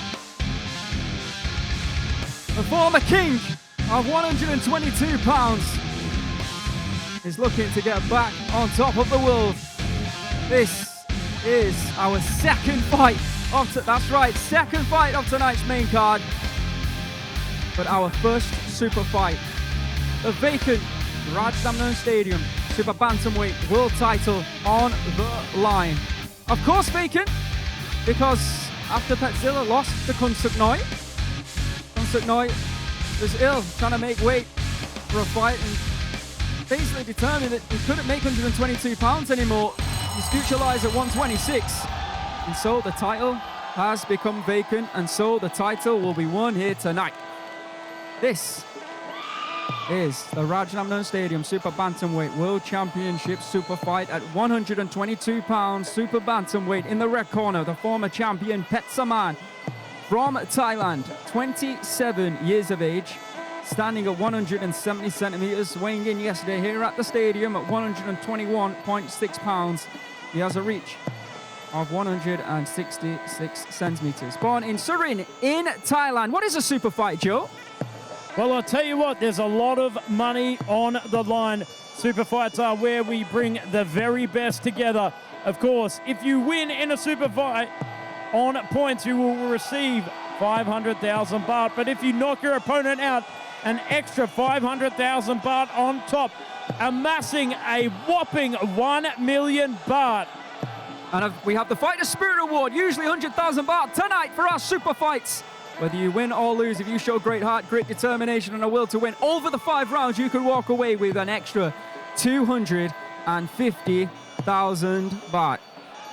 There are the Super Bantamweight rankings. We've got Aekmongkol in at number 5. Chaiton War Arusha, teammate of Petchsila, in at number 4. Song Payak, the nephew of Pampayak, and Kilpayak in at number 3. Then Petchsila and Petchsaman make up positions 2 and 1. Petchsaman, former Channel 7 Super Bantamweight champion, but of course a former Rajadamnern Stadium Super Bantamweight world champion. His first run was absolutely incredible, winning Pantep, defending his belt against Pet Palin, against Ritidet, against Petchsila. That was back in January of 2025. Then moving on to Yod Katanu and then Kunsuknoi. But then last September, it was knocked out in round number 2 against Petchsila. We then saw his return in November, defeating Aramis Gadito. And then a title eliminator came his way back in February, where he defeated Si Ui. 9 fights on RWS, 8 victories, just 1 loss. Yep, that 1 loss against Petchsila. And then, of course, coming up next, for the Super Lightweight World Championship Super Fight, Dam Paranchai defends his title against Chad the Shark Collins, one of the best to ever do it. That, of course, coming up next. Can Chad become the first Australian Rajadamnern Stadium world champion? A big night for Australians everywhere, including Australians who are sat next to me. So in the blue corner, there he is. Do you watch anime? No, I don't. Okay, I was going to ask, is that green hair or blue hair? So I've got no idea, unfortunately. So Petchsila, nicknamed Left Haki, from Thailand, 22 years of age. I prefer the Kingslayer monocle, whatever. Also 170 pounds, weighed in at 121.8 pounds. He has a reach of 173 centimeters, a big distance maker, 7 centimeter reach advantage. Born in Udon Thani in Thailand, 51 wins, 23 losses and 2 draws. Of course, a current WMO World Super Bantamweight champion and former Rajadamnern Stadium champion. Over to Mr. B for the official introductions.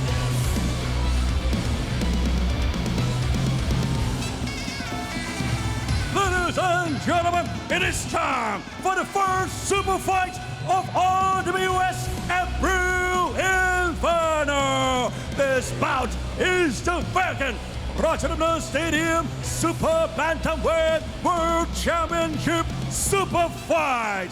Fighting in the rules of 5 rounds Muay Thai. This is Muay Thai and this is Rajadamnern. Introducing your referee in charge, Mr. Jirasin Sira Ratsakun.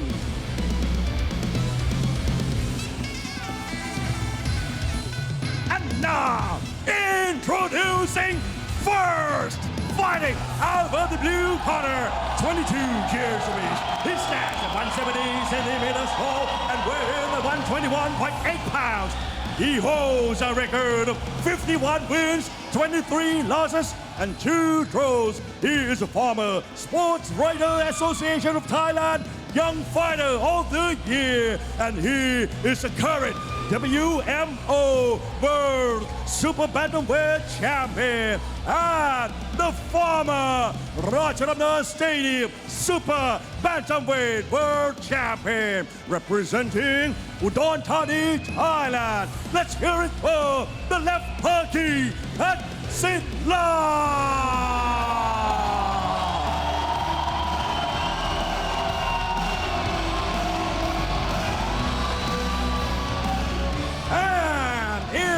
Introducing his opponent, fighting out of the red corner, 27 years of age. He stands at 170 centimeters tall and weighing 121.6 pounds. He holds a record of 67 wins and 22 losses. He is a former Channel 7 Super Bantamweight champion and the former Rajadamnern Stadium Super Bantamweight World Champion representing Surin, Thailand. Let's hear it for Petchsaman.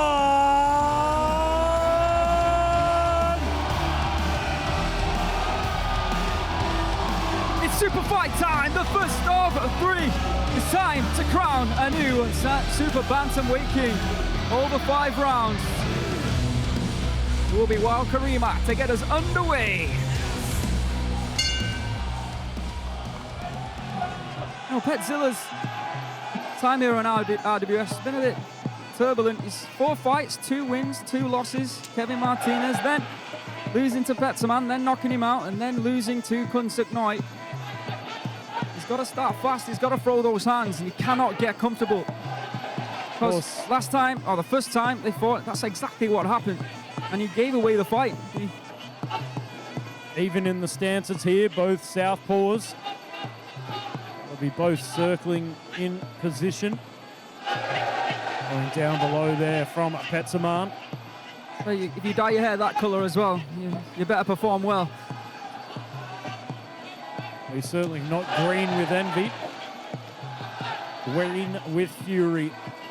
A little bit of hesitancy there from both fighters. You can see Petchsaman, he just certainly respects the hands of Petchsila. Petchsila, I'm sure, respects every aspect of the game of this incredible Muay femur, Petchsaman.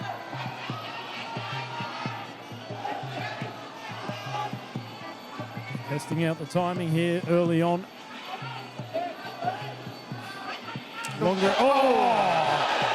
Solid left kick there from Petchsaman. Timing and precision is what Petchsaman is all about. I mean, I feel the longer this goes on, the more in favour it plays for Petchsaman. 100%.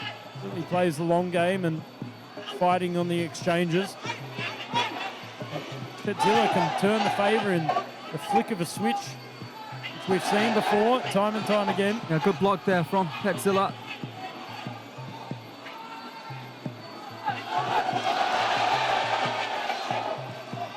Good rhythm dictation here from Petchsaman.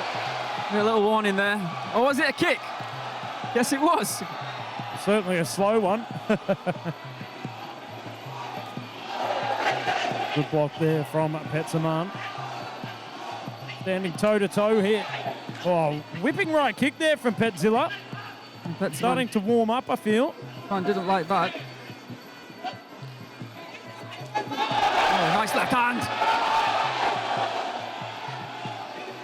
Locked up inside control there from Petchsila.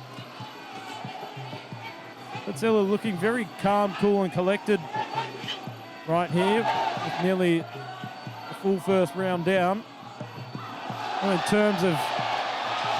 Oh, a little bit low there. In terms of output, I feel I'd swing it towards Petchsaman here. How about you? Yeah, I feel the same.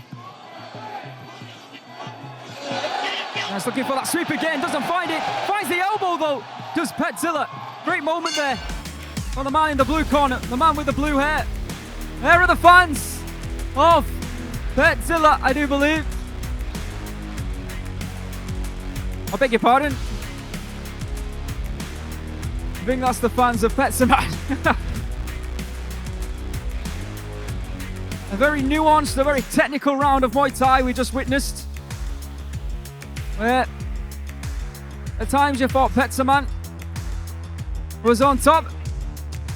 There's good moments in the round as well for Petchsila, specifically when Petchsaman tried to take him down for a second time and he stood on his feet, stood upright.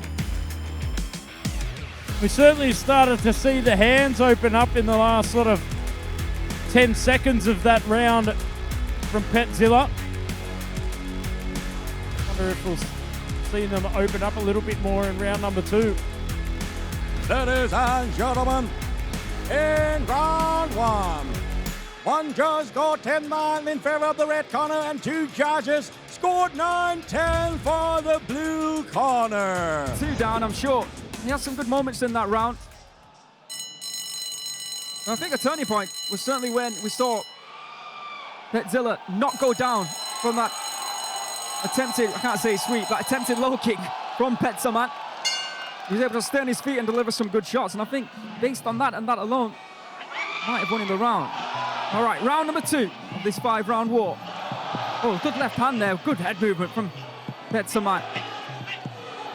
A little bit more intent in the eyes here from Petchsila coming out of the gate, pressing forward. Sitting on the back foot, as he does, Petchsaman. Well, this is the round where Petchsila knocked out Petchsaman in there. Last fight.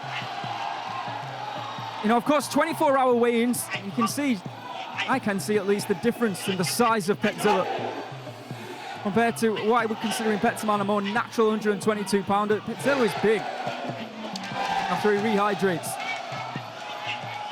It certainly feels like he's been uploading the protein intake at the moment. Oh, big knee! Left and a right hand coming in. Problems here for Petchsaman, who grabs a hold. Oh, there's a left knee! And Petchsaman is down, and he's cut wide open, and this could be it, Joe! Whoa! And there you have it! We return to history. Round number 2. Once again, Petchsila locks it in the bag. Another second round knockout to solidify the trilogy in his favor. The new Super Bantamweight King, Petchsila, war on a tar. I'll tell you what, the protein has done him wonders because he looks so physically strong as he manhandled Petchsaman within the clinch, turn and a knee, and that's what you see. The new king of the Super Bantamweight division.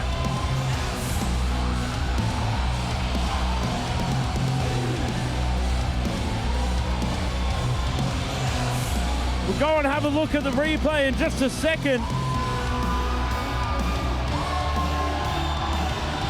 He started to turn up the engine, the revs, locked on and loaded. Let's have a look at this. That left hand, right hand that stunned him. That left elbow. Just wondering if, oh yeah, that's what cut him. And then he gets him in side control, turns him and throws in that knee to the body. just for good measure. Let's see this. Turns him, and he's already cut, and then knees him to the sternum. And that's where he loses hope. That left elbow, bang, straight on the forehead, cut him on the hairline, turns him like a dance partner, and then finishes the tango off with the knee. Ladies and gentlemen, for Rajadamnern Stadium World Championship Super Fight, we would like to introduce the president of RWS and board director of Rajadamnern Stadium, Mr. Bang Tianchai Pisit Putinan.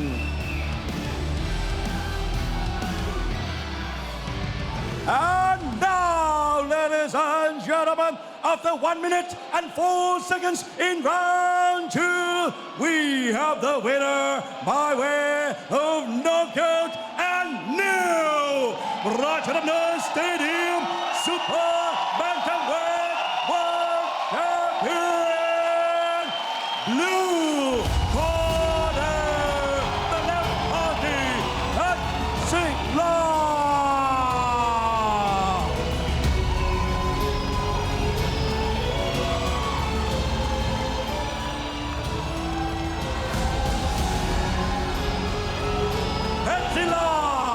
แชมเปี้ยนของเราพิกัดซุปเปอร์แบนtamweightได้รางวัลโบนัสรวมทั้งหมด1 ล้านบาท Ladies and gentlemen, our new champion has received a total bonuses of 1 million baht.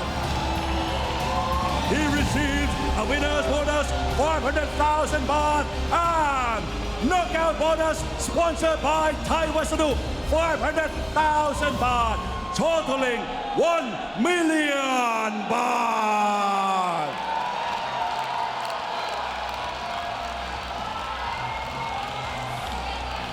All right, I'm here with the new champion of Vacant, two-time Rajadamnern Stadium world champion.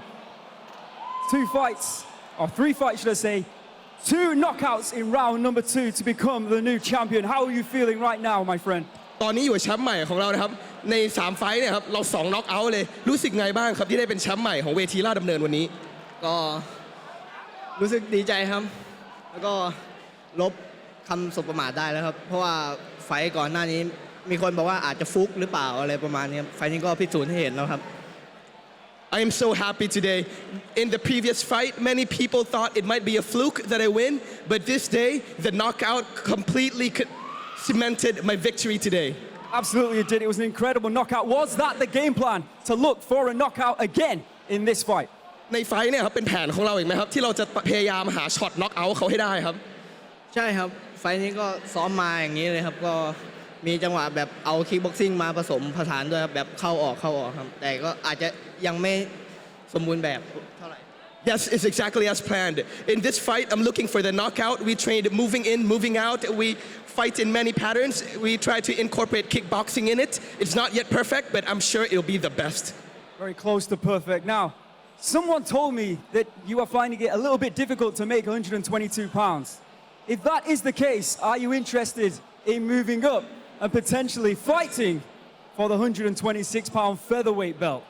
พอดีมีคนบอกมาบ้างครับว่าในน้ำหนัก122เนี่ยเราค่อนข้างทำน้ำหนักยากมากแล้วอยากพอรู้ว่าเรามีแผนที่จะขึ้นไป126 featherweight ไปชิงเข็มขัดบ้างไหมครับก็คิดครับก็อยากลองอะไรใหม่ๆบ้างครับเพราะว่าเส้นนี้ผมได้มาครั้งที่2แล้วครับก็อยากจะขึ้นไป126แชมป์ชนแชมป์อะไรหรือเปล่าอะไรประมาณนี้ครับ Well, yes, of course, it's that planned. I already have this belt twice, and if I'm gonna go up, it's gonna be belt against belt, and I'm ready for that. I'm ready for it as well. Your two-time Rajadamnern Stadium Super Bantamweight World Champion, Petchsila!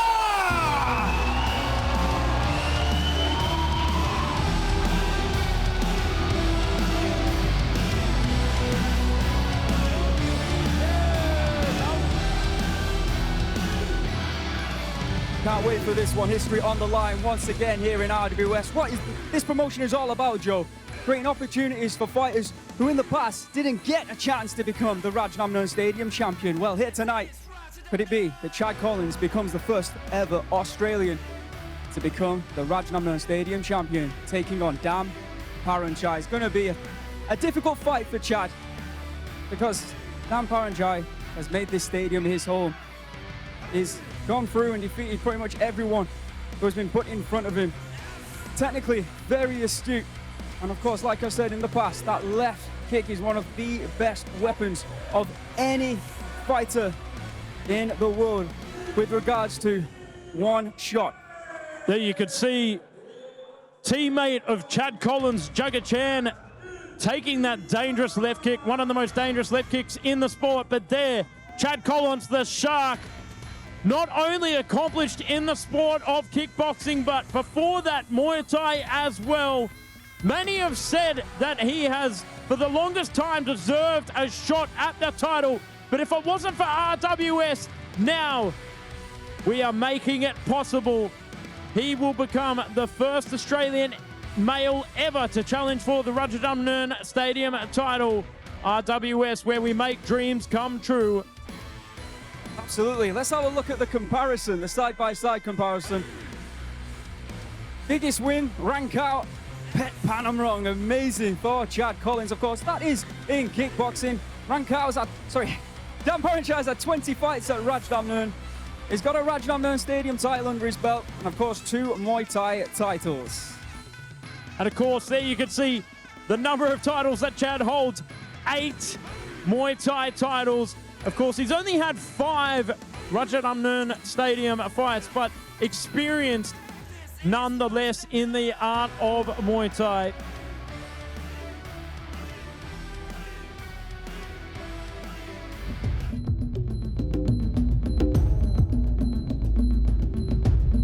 Welcome back to RWS Rajadamnern World Series. Now, before we move on to our second of 3 super fights here this evening, we would like to make a little bit of announcement. Since 2022, for 4 relentless years, Rajadamnern World Series has delivered the highest level of Muay Thai action every single week. We've seen champions crowned, just like here tonight, and we've experienced incredible battles that will be remembered forever. And now, we arrive at a new moment in history. On the 27th of June 2026, RWS 200 will be going down. RWS 200, the celebration of everything RWS has built over the past 4 years on this historic moment. Get ready for the biggest night, the biggest fights, the biggest stage in the history of Rajadamnern World Series. RWS 200 on June 27. Lock it in your calendar, ladies and gentlemen. Do not miss it. I can't wait for that one, considering that they've announced that there's going to be big fights. We've seen tonight what big fights bring. So like Joe said, mark it in your calendar, 27th of June, RWS 200. Now back to tonight. We have got the super lightweight world title on the line. The champion, Dam Paranchai, and the first male Australian to fight for the Rajadamnern Stadium title, Chad the Shark Collins. Not you, unfortunately, Joe Comerford. Break it down for me. Well, I'm glad it's him fighting and not me, but I'll tell you what, we are making history. For the longest time, many people have said that if one person deserves a shot at the title, it is Chad the Shark Collins, a multiple-time world champion, WBC Muay Thai, WMO Muay Thai, WMC as well. He's got every belt under the sun, including a Rise, but there is one that he does not possess. That is the Rajadamnern Stadium title, the most prestigious title in the world of Muay Thai. But he has to get through one man, and that man is the champion. Absolutely, Dam Paranchai has been on an absolute tear. He's made Rajadamnern Stadium his home. Can he defend that title once again? We shall find out right now. This is your Rajadamnern Stadium Super Lightweight World Championship Superfight!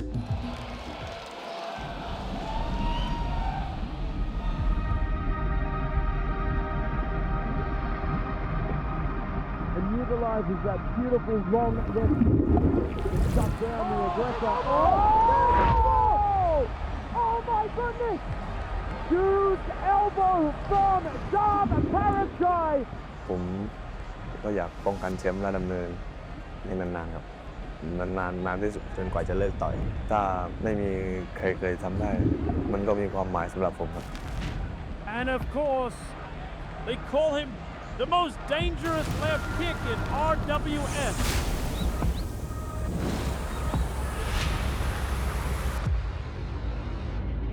Against the man who stunned the world, Rise World Champion. Been around Muay Thai since before I remember and before I could walk. Muay Thai is where my heart lies. I will always love Muay Thai. It flows through my veins. The biggest fight of my career was going to happen. ชักก็ต่อยคิกบ็อกซิ่งมายังไม่มีอาวุธศอกก็ลองเอาศอกไปนะ Sam is the man. He's the champion right now. In my head, it's already my belt.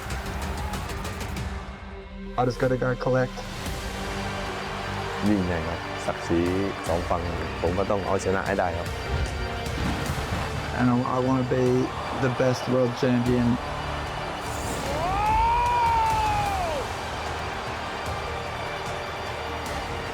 Global, remember. Oh, that's it.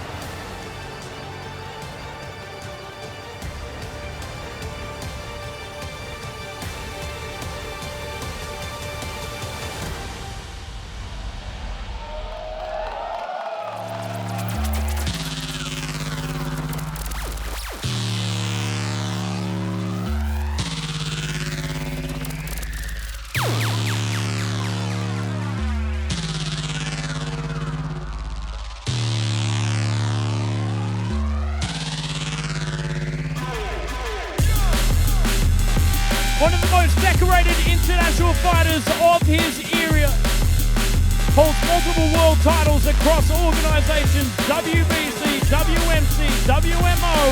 Rise World Champion wins over Petchsaman, Yod IQ Seksan. He's fought the best across Thailand.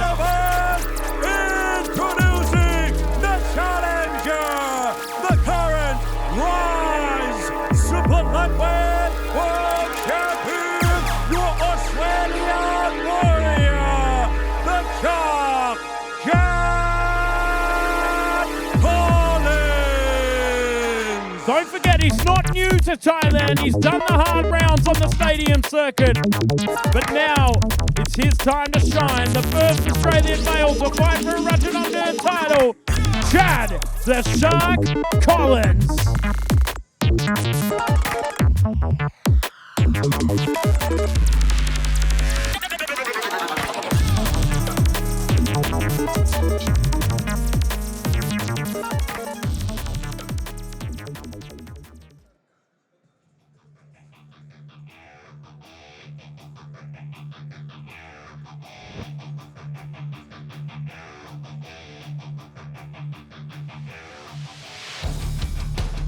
You're looking at the champ, one of the very best pound-for-pound Muay Thai fighters in the world today, with an absolutely incredible record of 90 wins from 99 fights, and that, more importantly, Rajadamnern Stadium gold wrapped around his waist. Can Dam Paranchai defeat the man who many suspect can take that gold away from him here tonight? Ladies and gentlemen, introducing the current Rajadamnern Stadium Super Lightweight World Champion, fighting out of Pathalung, Thailand. Please welcome Dam.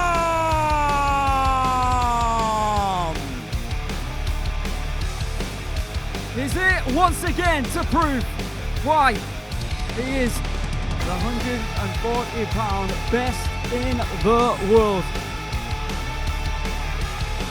Back in his house, in his home, Dam Paranchai, the champion, is here. Second of 3 scheduled super fights. Congratulations to Petchsila. Congratulations to Team Wa Arusha. A definitive an incredible knockout in round number 2 and our first super fight of the evening. And now we're looking to see what happens when Dam takes on Chad. When the current of Muay Thai takes on one of the very best kickboxers. Let's have a look at the tail of the tape for our second super fight of the evening. The Rajadamnern Stadium Super Lightweight World title is on the line. In the red corner, Dam Paranchai from Thailand, 24 years of age, standing at 181 centimeters, weighing in at 139.4 pounds. He has a reach of 183 centimeters. Born in the south of Thailand in Patalung. Some tremendous fighters hailing from Patalung. His record is 99 fights, 90 victories, 9 losses. This is his 100th professional Muay Thai fight. Once again, let's just remind ourselves on the money on offer during a super fight, Joe Comerford. Of course, in a super fight, if you win via decision, you will win 500,000 baht. But if you knock your opponent out, like we just saw in the last super fight, you will win 1 million baht for that 500,000 baht extra added on top. And we just saw that, didn't we, Petchsila? Congratulations. We also have the Fighter Spirit Award over the 5 rounds. If you show great heart, great determination, a will to win, never say die attitude, you could walk away whether you win or lose with an extra 250,000 baht. Let's have a look at the super lightweight rankings. In at number 5, we have Rankau, who Dam Paranchai has defeated already. Aekmongkol up into number 4. Rung Sentawan doing bits at Channel 7. Found himself in at number 3. Chad Collins goes to number 2, the current Rise champion. In at number 1 is Kapitan Pet Yindi Academy, a legend in his own right. Dam is the champion, of course. So in the blue corner, the challenger, Chad Collins, aka nicknamed the Shark, from Australia, 30 years of age, standing at 178 centimeters, so Dam is 3 centimeters taller. Weighed in yesterday, 138.3 pounds. Sensational. Same reach, 183 centimeters. Born in Caboolture in Australia. Did I get that right, Joe? That is correct. 61 victories, 18 losses, and 2 draws. A 2-time WBC Muay Thai Super Lightweight champion. Former WMO Super Lightweight champion, defeating Runkit, who now named Cyber, that's right, on War on the Show promotions in Australia, and he is the current Rise Super Lightweight World Champion. I'm glad we've ended on Rise because when we heard that RWS and Rise were coming together, the first thought immediately was, ooh, I wonder if we could get Chad Collins to fight on RWS. Well, the answer is yes, and straight into a title shot. It's absolutely incredible. Now, I've said this in the past, but I will say it again. Now, back before RWS, there was maybe 6 or 7 promoters. This was pre-COVID here at Rajadamnern Stadium. And each promoter was given a certain title belt at a certain weight to deal with. So that meant if you were, let's say, a foreign fighter, who goes by the name of Chad Collins, and you, for whatever reason, were under a promoter who didn't hold the 140-pound belt, that you were never going to challenge for that belt. And we've seen that in the past with lots of non-Thai fighters not giving the opportunities. Joe? Of course, coming up next, the Super Welterweight World Championship Super Fight. Daniel Rodriguez, the chosen one, will defend his Super Welterweight title against Hercules. That coming up next. Dam Paranchai taking his time, as he always does, with his beautiful white crew. Chad Collins, though, no stranger to title fights. In fact, he's had 6 title fights against fighters hailing from Thailand, Joe. Just 1 loss and 5 victories in those title fights. He's had 17 wins over Thai fighters, one-on-one in the past. No stranger to title fight contention. No stranger to competing here at Rajadamnern Stadium. And many believe, or many of the Muay Thai media see Chad now as a kickboxer. who's turning back into a Muay Thai fighter. No, he's a Muay Thai fighter who became a kickboxer, but at his very heart, in his very soul, everything he's learned as a base was Muay Thai. So to underestimate that and his skills in the art of 8 limbs would be very silly indeed. But I'm sure working under Paranchai Gym that they'll have got Dam ready and as best prepared as they can, as they always do. So Dam, I believe he's had 9 fights on RWS, 8 wins, just 1 loss. And let's just put a little bit of extra spice on this as well. This is Dam's 100th fight. That's right, 100 fights. And as it stands, he has 90 wins, just 9 losses. Not only has he held, or not only does he hold the Rajadamnern Stadium super lightweight belt, but in the past, he is a former Channel 7 super lightweight champion as well. So between them, they pretty much got all the belts in the world at super lightweight. There's none better at this weight than these two standing across from each other right now.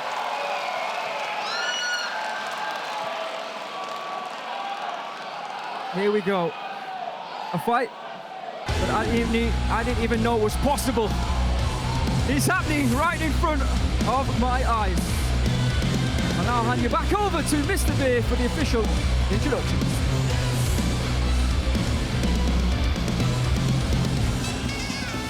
Ladies and gentlemen, here comes the second super fight of RWS April Inferno. This is Rajadamnern Stadium Super Lightweight World Championship Super Fight. This bout is fighting in the rules of 5 rounds Muay Thai. This is Muay Thai and this is Rajadamnern. This bout is brought to you by Leo Soda. Introducing your referee in charge, Mr. Thanwut Rangrok Anusorn.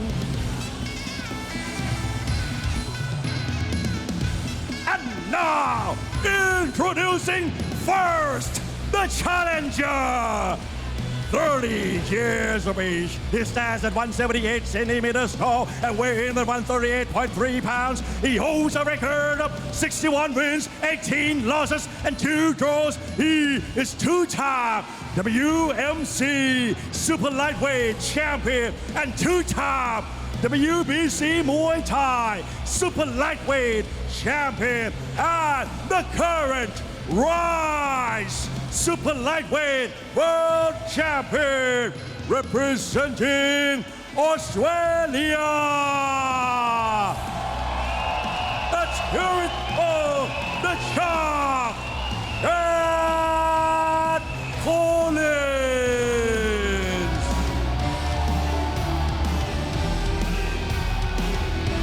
And introducing the current champion. Fighting out of the red corner, 24 years of age, he stands at 181 centimeters tall and weighs in 139.4 pounds. He holds a record of 90 wins and 9 losses. He is the current Channel 7 Super Lightweight Champion and the current Rajadamnern Stadium Super Lightweight World Champion. Representing Pathalung Province, Thailand, let's hear it for Dam!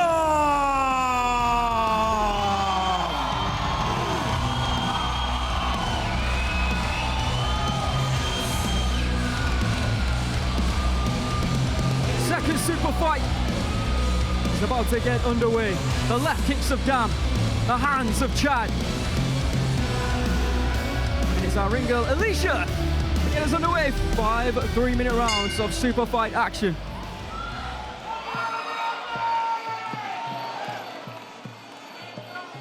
Circling out here from the shark. Very appropriate for a shark, circling their prey.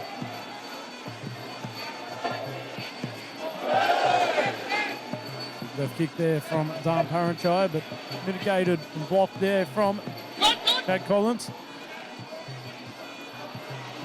Straight away, under 30 seconds. And there was a fight, left kick missed there from Dam.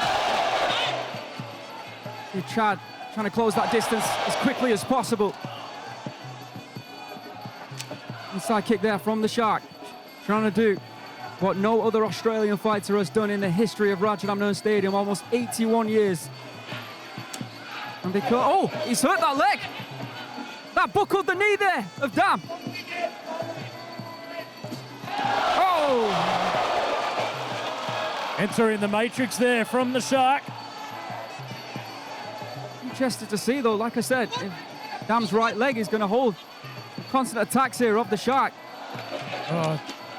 There it is once again, mixing up the levels. Overhand right there from the Shark. Into the midsection. You can see Dam Paranchai a bit tentative to stand in front of him like that.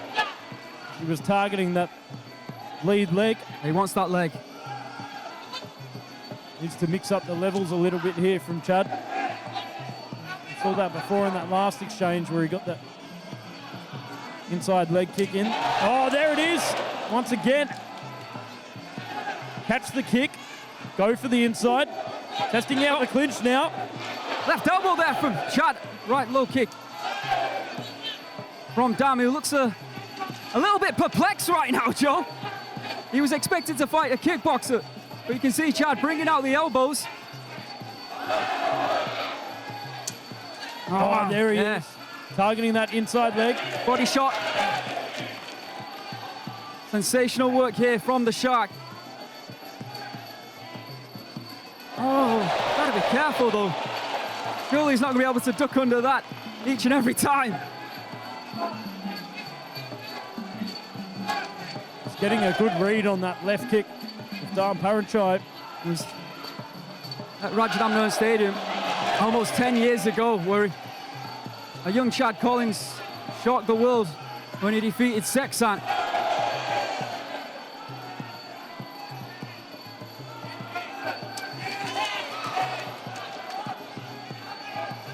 Got to be careful about ducking under that kick. Dam Paranchai might go low with it. Oh! End of round number one. Relentless from Chad, as you might expect. Joe, come up with, what do you make of that? I want to say he was doing a lot of damage with that inside leg kick, targeting the lead leg. I mean, I think it was the first or second one that it looked like it buckled and concerned Dam Paranchai. Was Dam looking to load up with that left kick. A lot of missed opportunities there as well when Chad Collins ducked under them. And then he started to push the pace within the clinch, unleashing some elbows. And that's one way to avoid that left kick, I guess. Without being patriotic and biased, I think Chad might just have round number one. I agree. But it's not up to us, Joe. Let's see how the judges have scored round number one. Ladies and gentlemen, in round one, all three judges scored 10-9 in favor of the red corner. Again, of course, Mr. P's a phenomenal trainer. Seen nearly over 30 years of Muay Thai history right there in the corner of Chad Collins. All three of the judges scoring it in favor of the champion. Personally thought Chad did enough in that round. There's that springy rhythm that we're seeing here from Chad Collins. Oh, good left kick there from Dam. And again, scrappy there from Chad, looking for the elbow strikes within the clinch. Good knees there. He's always had an incredible work rate as Chad, and even at 30, doesn't look like he's slowing down. Trying to make it hard here for Dam Paranchai to get a read, reassert his own rhythm. Oh, got caught over the ropes there. Big knee from Dam. Took full advantage of that mistake from Chad.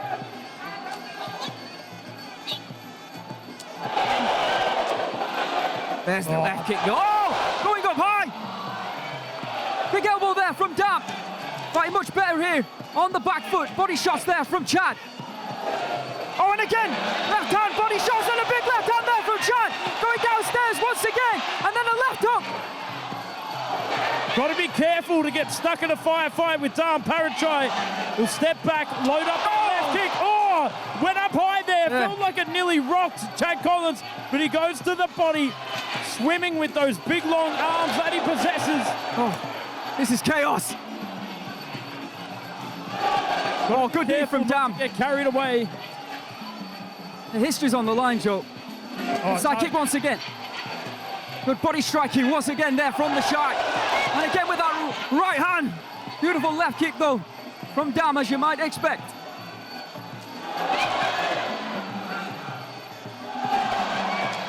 Cham swinging that right hand, looking to find the body, can't find it, finds it that time. Oh, and a right hand upstairs. Dam doing his best to try and roll with these punches. Good left hand there. Oof. A relentless pace from Chad with that left elbow. And he's cut him open as he Chad points. Was he pointing at a cut? Oh, targeting the body once again here from Chad. Relentless in his pursuit. Fast and furious. Oh, sneaky little inside elbow there from Dam Parachai. Pressing with that long guard. Oh, left hand. Oh, and a big right from Chad. Shot to the body from the challenger. Oh, intense work rate here from Chad Collins. Chomping at the bit to get the job done. Oh, big elbow. Oh. The case of volume versus damage, I feel. You think Dam's done more damage? A little bit more in terms. Oh! And you say that. And Chad is cut.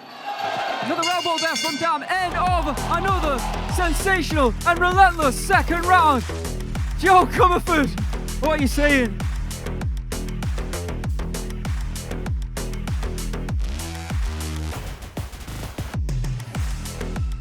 I mean, the work rate, that's what you notice, isn't it, from Chad? It's just non-stop for 3 minutes. But was it enough to take the round? That was a sensational high kick. We knew it was coming from Dam.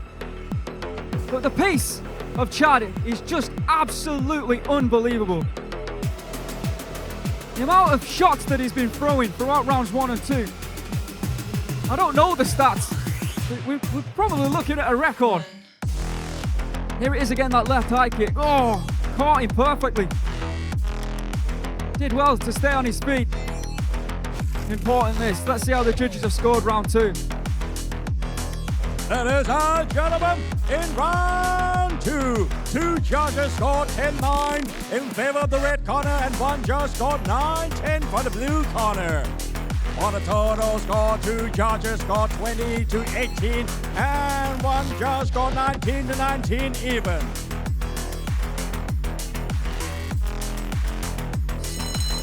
One and 3. I've got Dam Parachai 2 rounds up. All right, Chad has to win the 3 remaining rounds, Joe.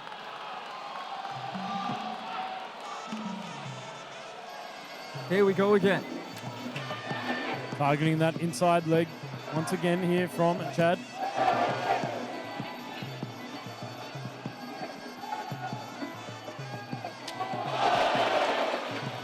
Then Dam goes upstairs, Chad going to the legs. You can see Dam Parachai a little bit tentative. You can see putting Chad weight on that waiting for him to come to him now.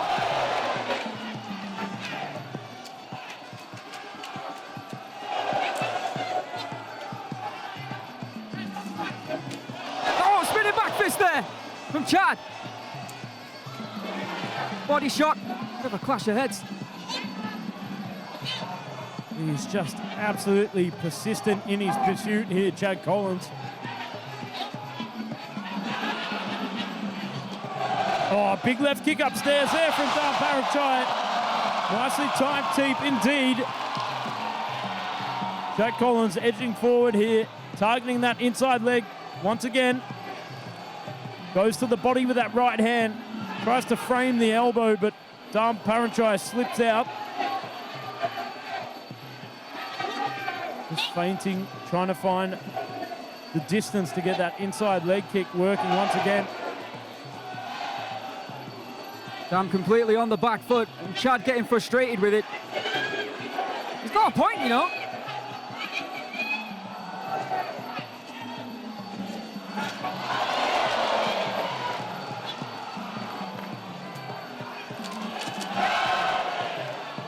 Good left kick there from Dam.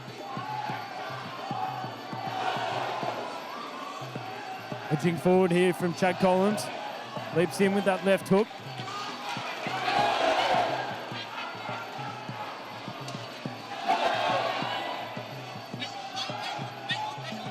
Again, edging in forward here. That long guard at play there from Dam Paranchai. Teeping out. Again on the back foot. That's not necessarily throwing as much.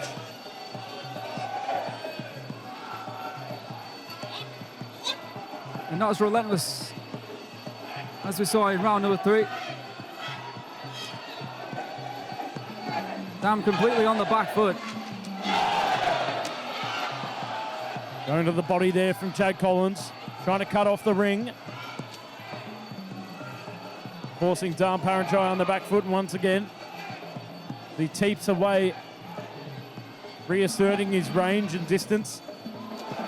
Oh, going for that inside leg kick of his own.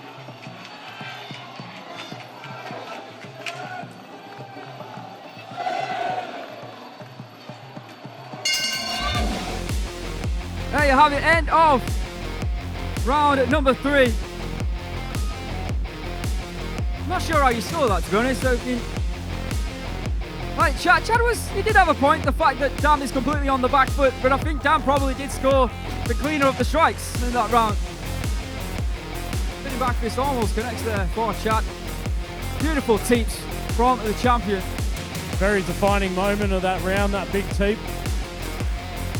But they're targeting the body. Nice hand. He worked there from Jack Collins and that spinning back fist. A lot of aggression on the front foot there from Jack Collins. As he said, will the argument be at play? Dam being on the back foot too much? Let's find out. Ladies and gentlemen, in round 3, all 3 judges score 10-9 in favor of the red corner. For the total score, 2 judges scored 30-27 and 1 judge scored 29-28. I mean, we certainly know that Chad Collins is capable of that. We are coming into round number 4. Don't forget, after this, we've still got another super fight to come. Daniel Rodriguez defending his super welterweight title against Hercules. Immense pressure straight out of the gate here from Chad Collins. Oh, nice reply there from Chad. The right kick going to work. Running left elbow attempted there from Dan. Oh, and he's cut. He's cut from that elbow. Big moment in the fight, potentially. See the strikes landing in round 3. Oh. This might give Chad the second win that he needs here. Bring the revs up in the engine. There's the cut. On the outside of the brow there, not quite affecting the vision just yet. It's certainly trickling down the face. Damn, really frustrating Chad. With his work on the back foot.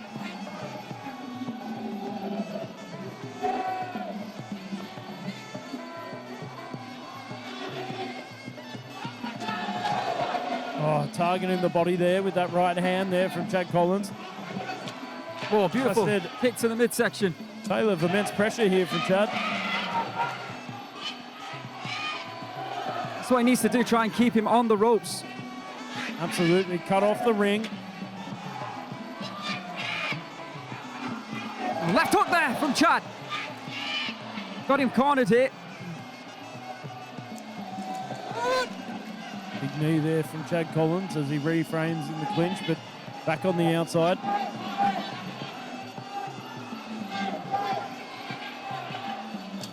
Oh, putting him in the corner once again. Big right kick there from Chad Collins. Targeting that inside thigh once again. Good combinations to the body, then goes down below. Oh, left there from Chad. Inside kick. Oh, left elbow there from Chad.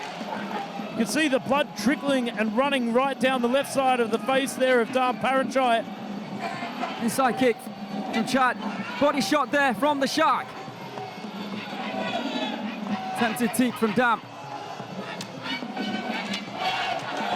Oh, good eye kicks there from Dam against the ropes. Right hand in reply. And it looks like he's cut on the other eye as well. This Chad's not letting him leave with a souvenir, without a souvenir, that's all right. Putting him in the corner once again. Trying to load up on that knee. Oh, pressed inside control there from Dam Paranchai.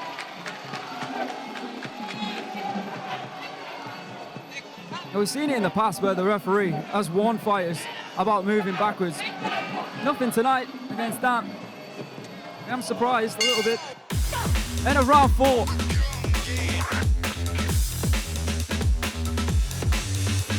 There you can see the blood dribbling down the face of Dam Paranchai. Deep rest there from Chad.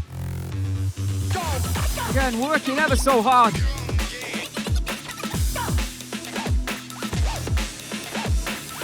A lot of volume, a lot of pressure there from Chad Collins. And of course, cutting him with that elbow. Big moment in that round. Who do you feel that round belongs to? Don't know. No, honestly, I thought Chad, again, work rate. Open him up.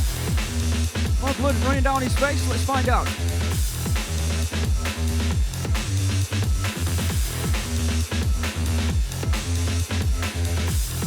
Ladies and gentlemen, in round 4, all 3 judges scored 10 hands in favor of the red corner.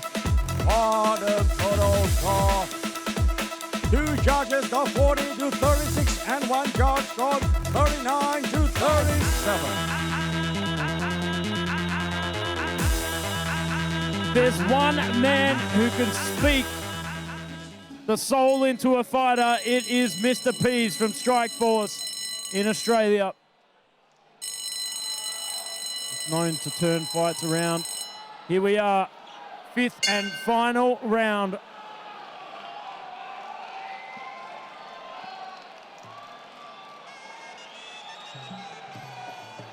Chad Collins needs a knockout.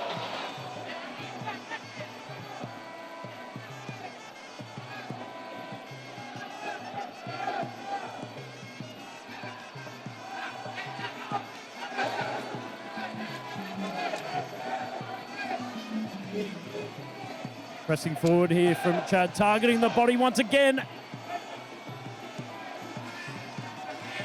Dam Paranchai continuously being pushed on the back foot here.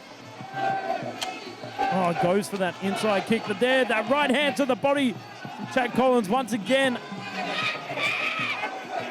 The Shark smelling blood in the water. Calm, composed, looking down to the body, looking to target it once again. Catches the kick. Oh! Inside leg kick there, stabilising Dam Paranchai.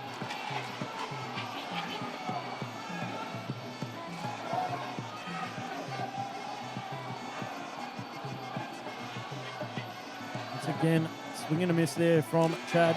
Oh, again, right hand to the body, but... Oh, beautiful low kick though from Dam. Yeah, good return there from the champion.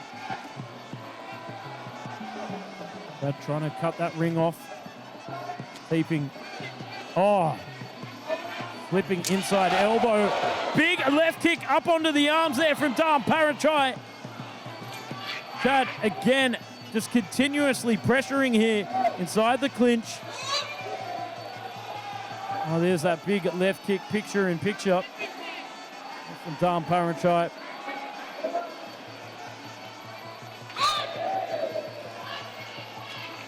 You can see Dam Paranchai just trying to protect his points, not take any unnecessary risks. Big left kick there from Dam Paranchai.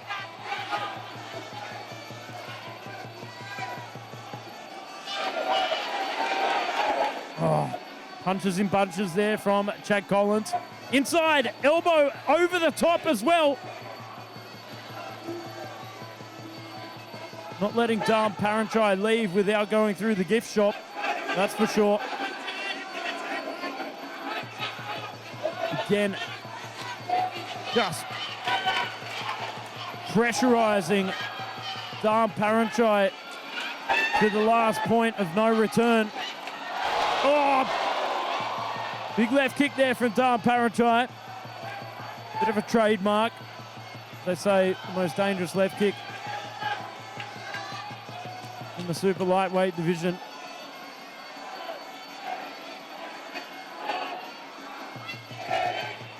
Here we are coming into the dying seconds of this super fight.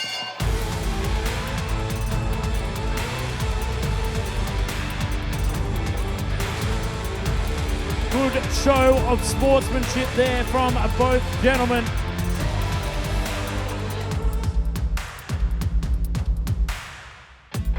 Very tough fight for both indeed.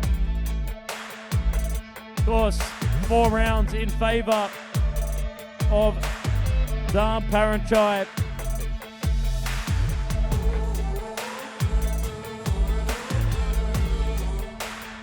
Phenomenal performance there from multiple world champion and legend of the sport, Chad Collins.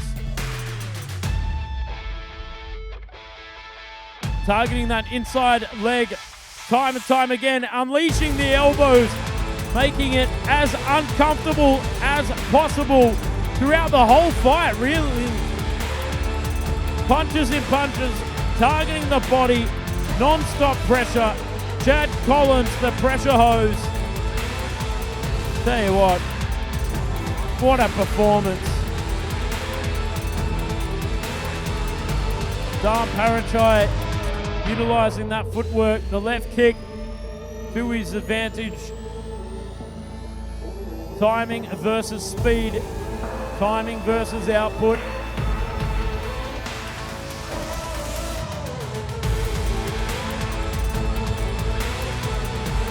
Left kick after left kick.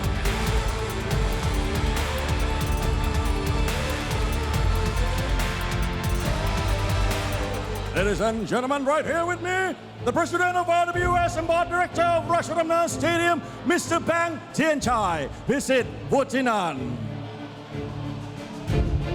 And now, after 5 rounds of Muay Thai action, we go to the judges' scorecard. The first judge scored is about 50-45. The second judge scored 49-46. And the third judge scored 50-45. Declaring your winner by way of unanimous decision. Red corner. And still, Rajadamnern Stadium Super Lightweight World Champion, Dam!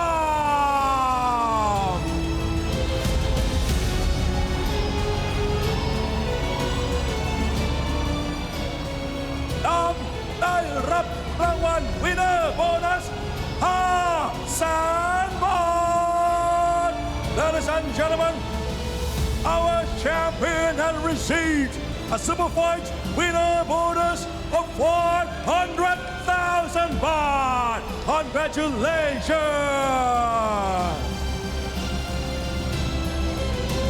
All right, I'm here with the champion, Dam Paranchai.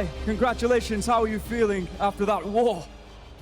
อยู่กับแชมป์ของเรานะครับดามพลันชัยรู้สึกไงบ้างครับหลังจบศึกสมรภูมินั้นมาก็รู้สึกดีใจครับที่ได้รับชัยชนะแล้วก็ยอมรับว่าพี่เขามาแข็งแกร่งมากครับอาวุธอะไรก็รุนแรงน่ากลัว Well, I am so happy that I finally did it. His weapons are really strong. It was a really, really crazy fight, and I'm happy that I finally pushed through. You defended your belt once again, this being your 100th professional fight. Was it the toughest defense? นี่เป็นไฟท์ที่น่าจะครบ100 ครั้งนะครับ อันนี้เป็นไฟท์ที่เราป้องกันได้หนักที่สุดเลยไหมครับ ก็หนักครับถ้าพูดถึงเรื่องอาการบาดเจ็บก็เป็นไฟที่หนักพอสมควรเลยครับ It's really tough. I can't really imagine any other fights, but this fight is especially tough. Absolutely, it was tough. And it was made tough because of Chad Collins. If you'd like to come back to the center of the ring, my friend. You made an incredible go of it. How emotional was it to be back at Rajadamnern Stadium? Yeah, it's great to be back. I'm super happy to be here. I'm just happy to be back in the stadium. Obviously, if this was my one shot at my dream. But hey, dreams come and go and the new ones come. So I'm very honoured that I got the chance to have the fight for the Raja World title. When you were going back to your corner and you were seeing the scores coming up, were there any looks in your eyes where you thought you did enough to win each and every round? Yeah, look, I thought I did enough to win a couple of more rounds than I did. I don't know. There's a few things I'd like to say, but I probably shouldn't say. But I'm just very honoured and happy to be here. Well, it was an amazing fight, and for that reason, Mr. Beer has something to say to you. Mr. Collins, that was impressive. So you have received a Fighter Spirit Award sponsored by Thai Wasadu, 250,000 baht. Congratulations. Chad Collins ครับชกได้ดีมากสมศักดิ์ศรีในศึกซุปเปอร์ไฟท์ครั้งนี้ได้รับรางวัล Fighter Spirit Award สนับสนุนโดยไทยวัสดุ 250,000 บาท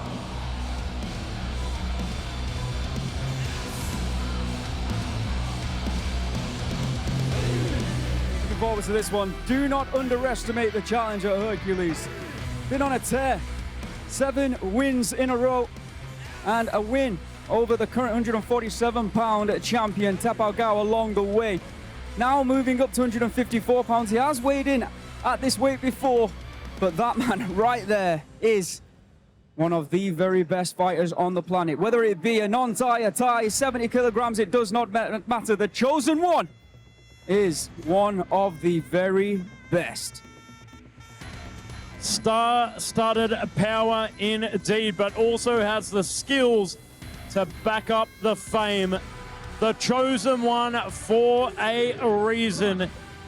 Holding up the promotion, this man is sensational. But of course, he's got a very tough fight ahead of him. This man, Hercules, durable, calculated. A former 2-time stadium champion. He knows how to get it done. But this, without a doubt, is the biggest test of his professional career so far. Coming up next, the third and final super fight of the evening here on the third installment of April Inferno. Let's have a look at the comparison. Strikes per minute. You can see Daniel Rodriguez way ahead. Striking accuracy, though, goes in favor of the challenger. In terms of punches landed, you can only look and admire at the numbers that Daniel Rodriguez produces. The knees, though, as you might suspect, belong to Hercules. Rajadamnern Stadium titles 1 and 2. But let's not forget, Daniel Rodriguez has held that belt for 4 years.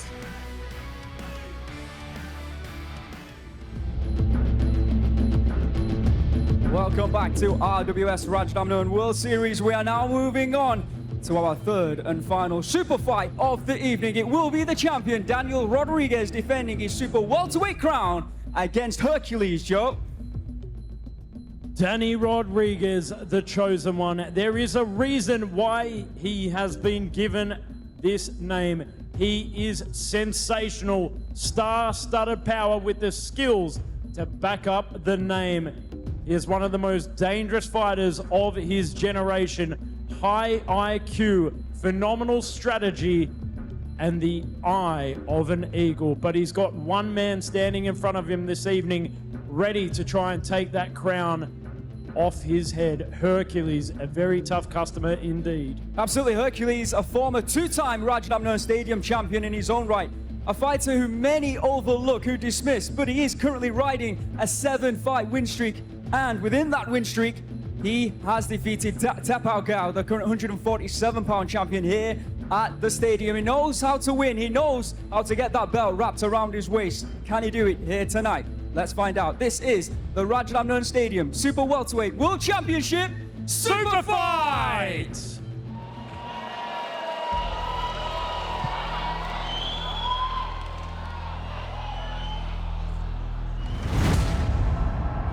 Yordwishar had fallen twice.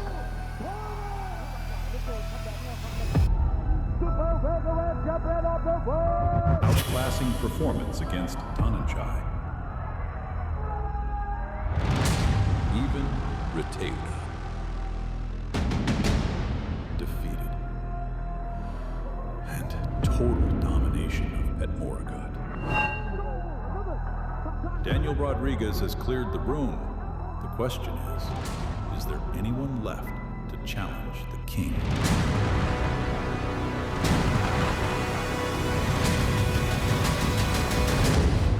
ก็อยากเจอครับเดเนียลตอบรับเลยครับผมตอบรับเลยครับ Hercules, the former Rajadamnern welterweight champion and 2024 RWS world champion.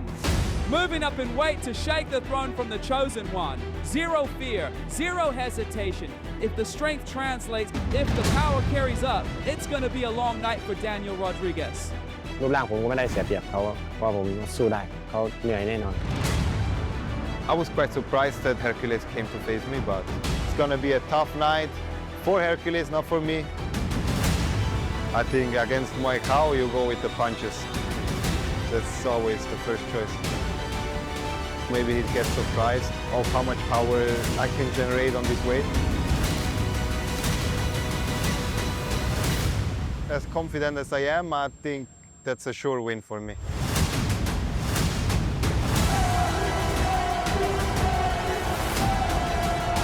Question mark in there from the chosen one.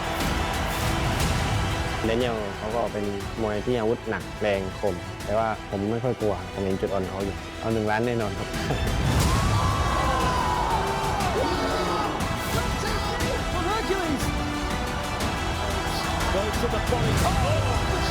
I don't think he fought someone like me before, but if he comes for a fight, he will go down in first round. จะเอาเข็มขัดเลยในด้านแล้วก็จะป้องกันรักษาไว้นานที่สุด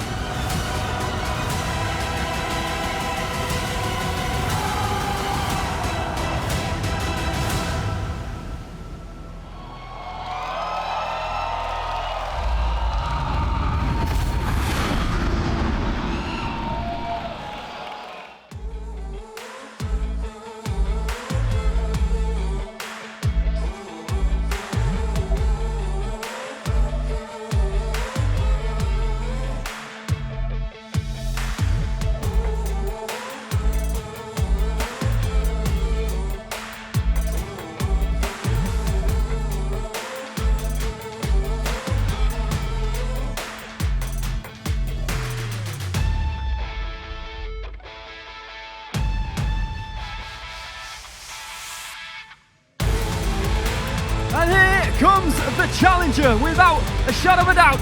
If he is able to find a victory here tonight, it will be one of the biggest upsets in recent history here at Rajadamnern Stadium.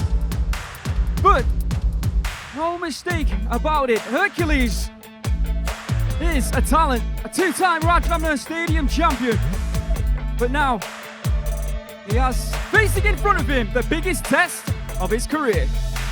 Ladies and gentlemen, introducing the challenger, the former Rajadamnern Stadium welterweight world champion, representing Nakhon Sri Thammarat, Thailand. Please welcome Hercules.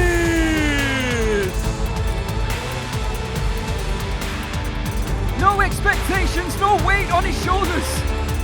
And Hercules do what many believe is impossible. We shall find out right now in your main event of RWS.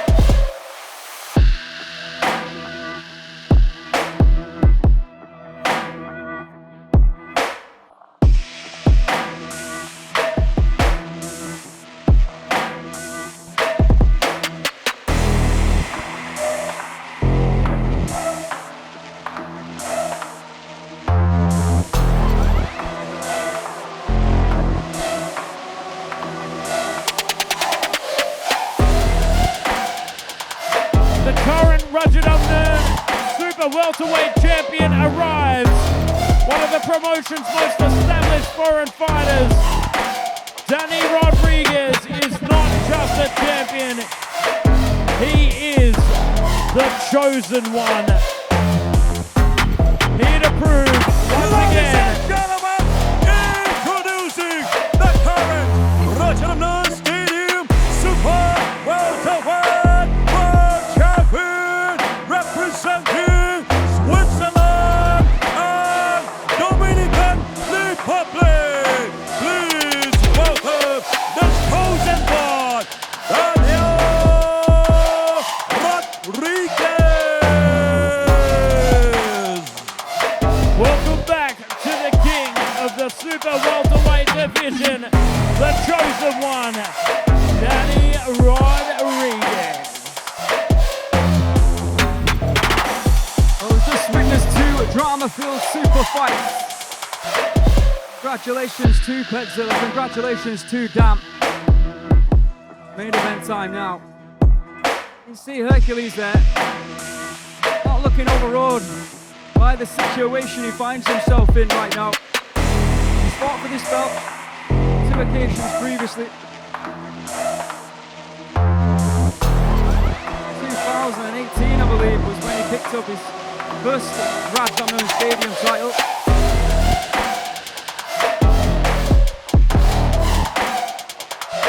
Defeating Ichipon to pick up the belt at 105 pounds. So now he is at 154 pounds. I'm not sure if that's ever been done.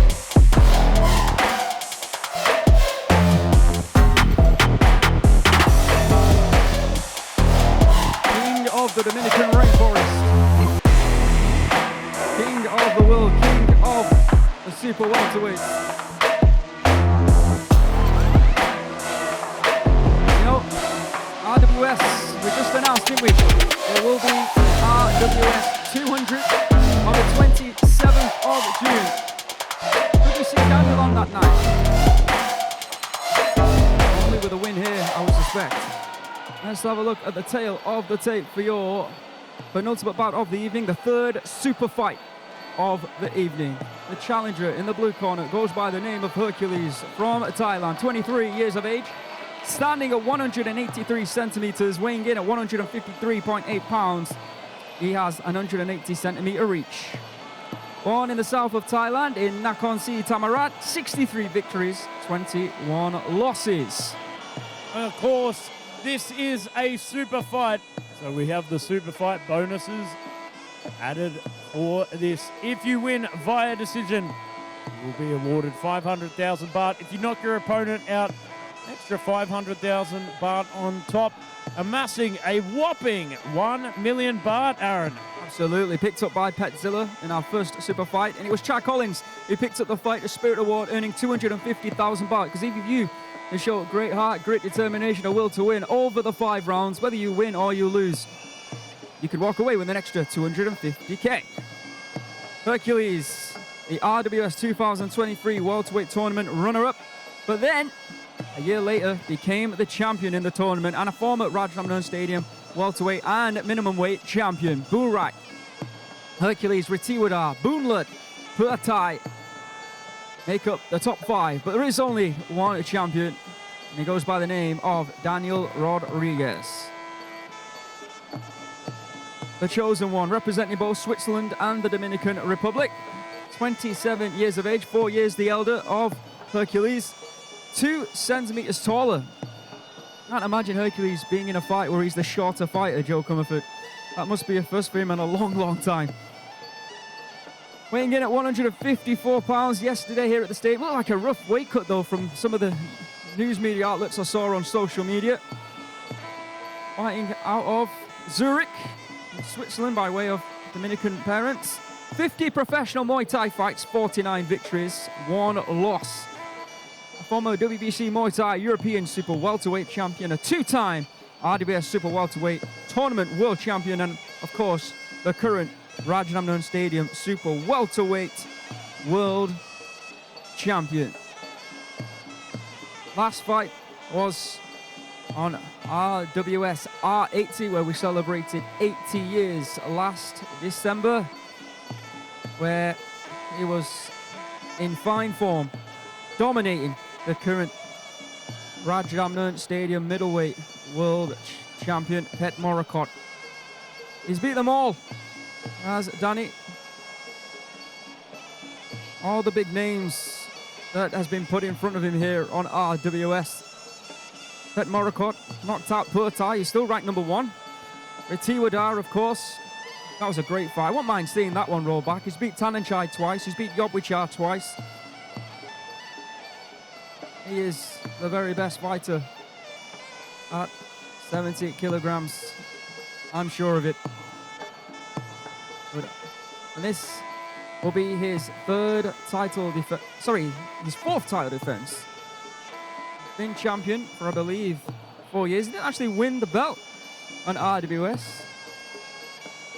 He won it on a different promotion before the belts belonged to, or all the belts belonged to RWS, so they started to control that scene.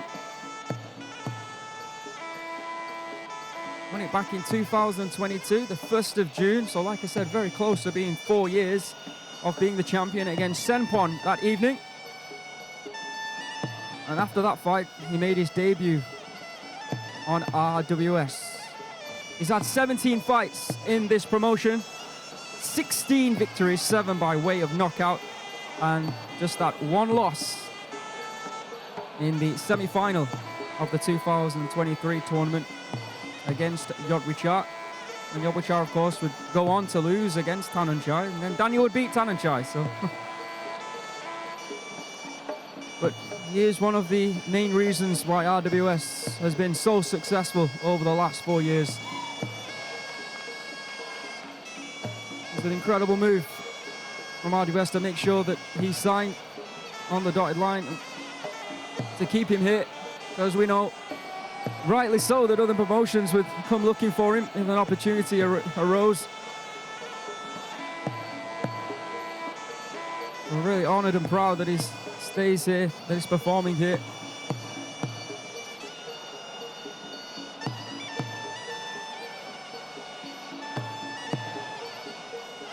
Training out of Superbon training facility, training camp. I do believe Superbon is here tonight.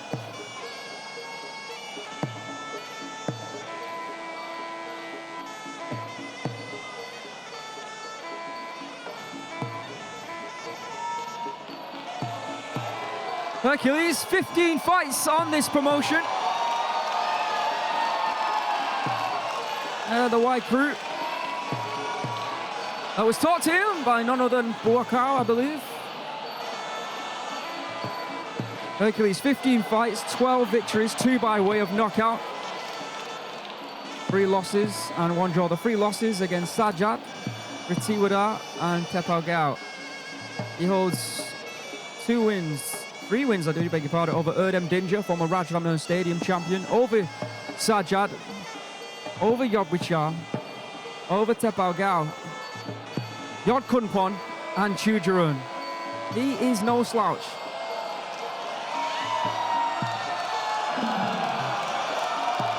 Crowd enjoying the white crew here of Rodriguez.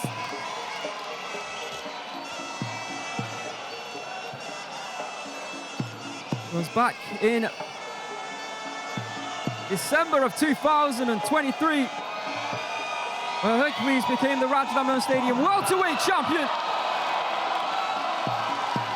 Defended it only once before losing out to Tepalgao, and then of course defeated Tepalgao in the tournament in a non-title fight. His first fight, 154 pounds. Last August, he defeated Hamed El Hamdouni via decision. Here tonight in only his third fight, should I say, overall, or second fight at RWS at 154 pounds, he looks to become the world champion.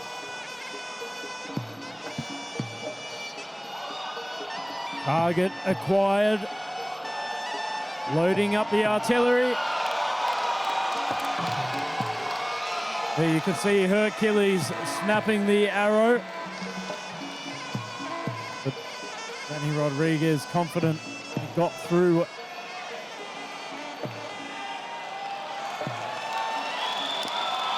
Here we are coming together for the final instructions. For the introductions, have no fear. It is our MC, Mr. Big.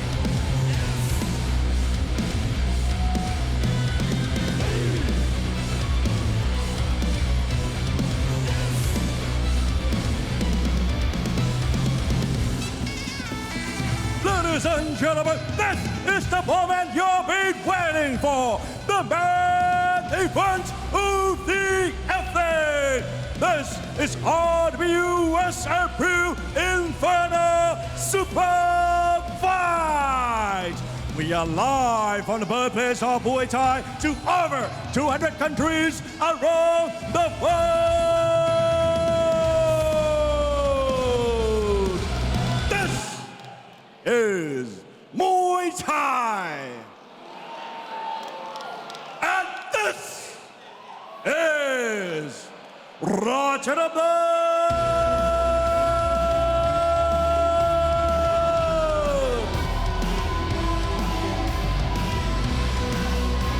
Ladies and gentlemen, this bout is Rajadamnern Stadium Super Welterweight World Championship Super Fight. Fighting in the rules of 4 rounds Muay Thai. This bout is brought to you by Thai Watsadu. And introducing your referee in charge, Mr. Pongpat Wongwai.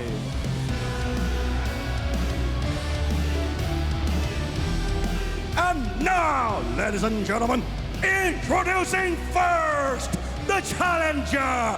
Fighting out of the blue corner, 23 years of age. He stands at 183 centimeters tall and weighs in the 153.8 pounds. He holds a record of 63 wins and 21 losses. He is a former Rajadamnern Stadium welterweight world champion at RWS 2024 welterweight tournament winner.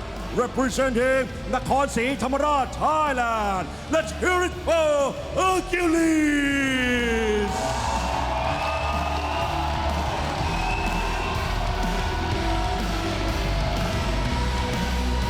And introducing the current champion, fighting out of the red corner, 27 years of age. He stands at 185 centimeters tall and weighs in the 154 pounds.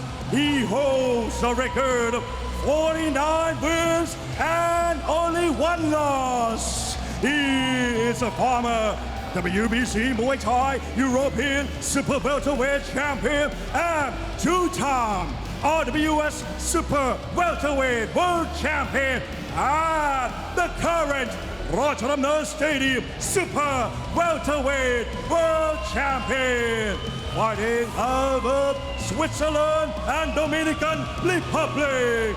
Ladies and gentlemen, let's hear it for the chosen one, Daniel Rodriguez.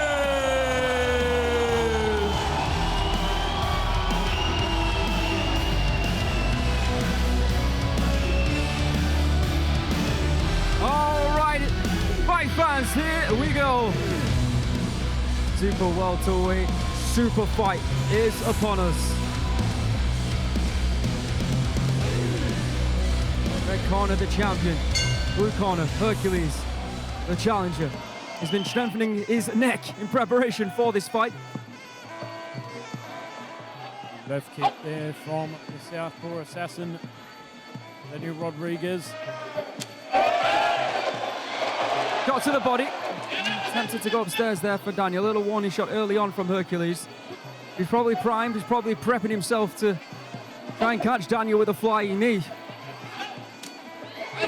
Left kick there, once again there from Daniel. Oh, targeting that punching arm.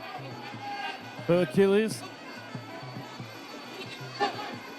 Testing out the timing here. Oh, nice return there from Hercules. Sitting on the back foot, on the ropes. Slick left hand from Rodriguez.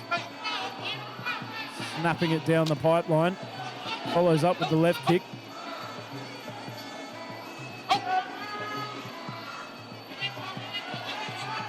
And taking his time.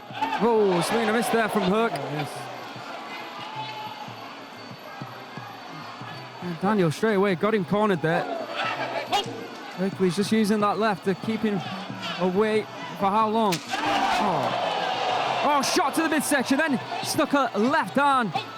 Oh, left punch just past the right hand, the guard there of Herc. Good head movement, Hercules.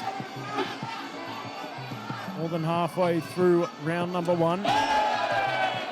Rodriguez still being calm, cool and collected here. Calculated in his approach. Hercules still on the back foot. Oh, solid left hand. Whipping the head back there, going to the body. You're testing out the clinch here from Hercules now. Got that vice grip peeled apart there by the referee.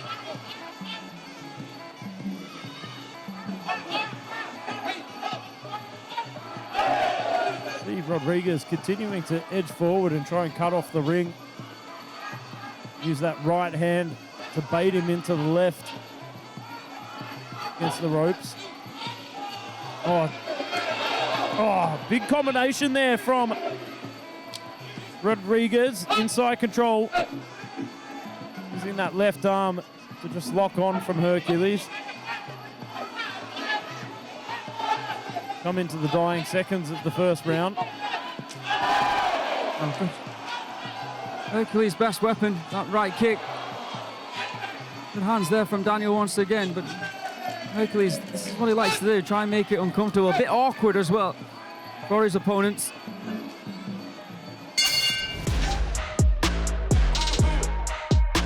In round one, Hercules thinks he's done enough. Not sure if I agree with that. Well, from my assessing on title fight so far, I thought it was Daniel, so I'm not going to say anything. Well, in the meantime, we'll go and have a look at the replays. That first round. Felt that Daniel was like a lion stalking his prey. Just putting Hercules up against the ropes, trying to cut off that ring. When he had him in the pocket there, he was using that right hand just to guard him, to set up that left to the body.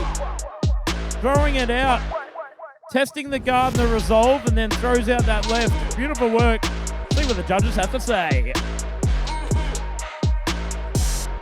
Ladies and gentlemen, in round one, all three judges scored 10-9 in favor of the red corner. So ethos was to stand on the back foot.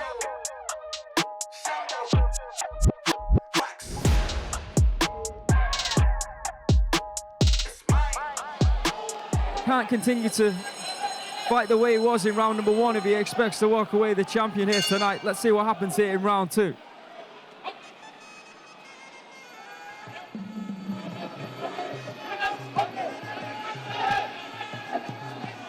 Oh, beautiful left kick. Doubling it up there, but return there from Hercules off the right. But we've got a bit of a kick exchange early on. Down below there from Rodriguez. You can see strike methods landed 14 punches to none of Hercules. Say 5 knees. Good block there from Daniel. Perfect form. Just to block the oncoming right kick.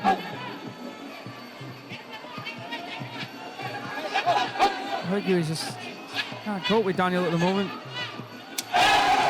Better. Feels like he's having a little bit of trouble coping with the power from Rodriguez. Hey, Hercules was anticipating Daniel was going to be all punches in this fight.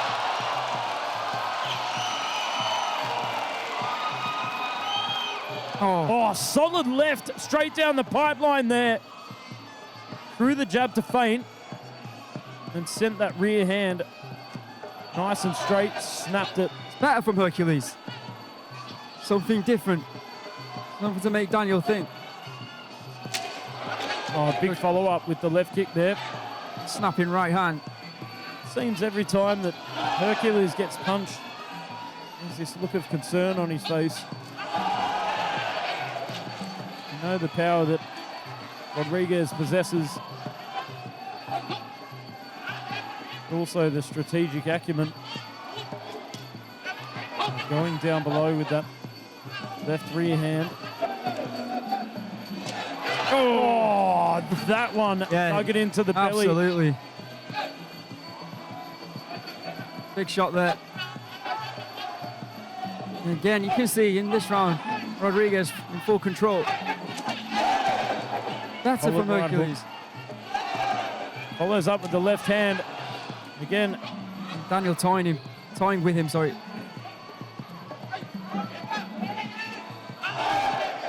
Got this beautiful snappy jab. Set up that left hand of the body. He's starting to bring out the left hand now as well.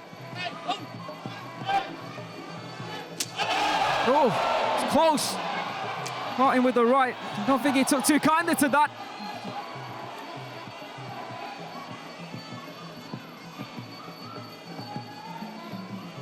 Using feints. Get the reaction and timing out of Hercules. Yeah, so fast again. Looks to go upstairs, instead goes to the body, and again.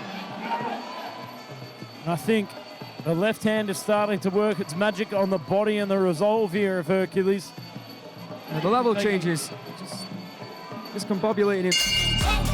Finishes it off with a body shot to end round number 2, a round in which you would assume Daniel Rodriguez has won. Well, I think the accumulation of those body shots are certainly starting to hurt Hercules.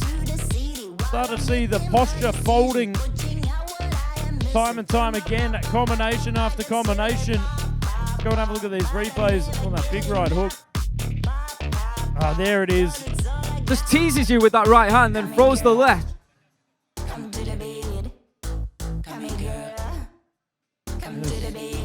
Good right kick there. Didn't quite find its way through. Oh, beautiful, snappy and straight.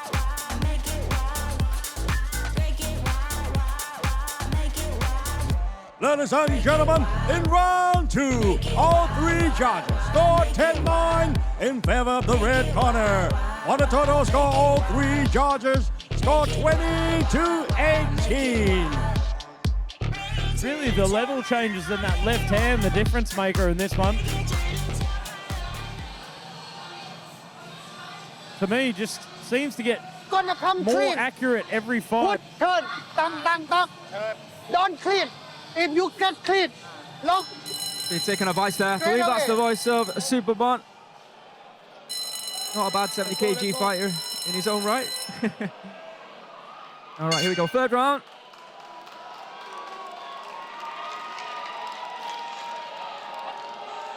Rodriguez cruising, 2 rounds up. Hercules needs to win the remaining 3. Pressure out of the gate here from Hercules. Trying to turn the tables in his favour. Big right kick targeting that punching arm. Seems to be the best weapon for Hercules, doesn't it, that right kick? Nothing else has really bothered Daniel over the last 2 rounds. And there it is again. Oh, fast hands from Daniel as Hercules gets back to his feet.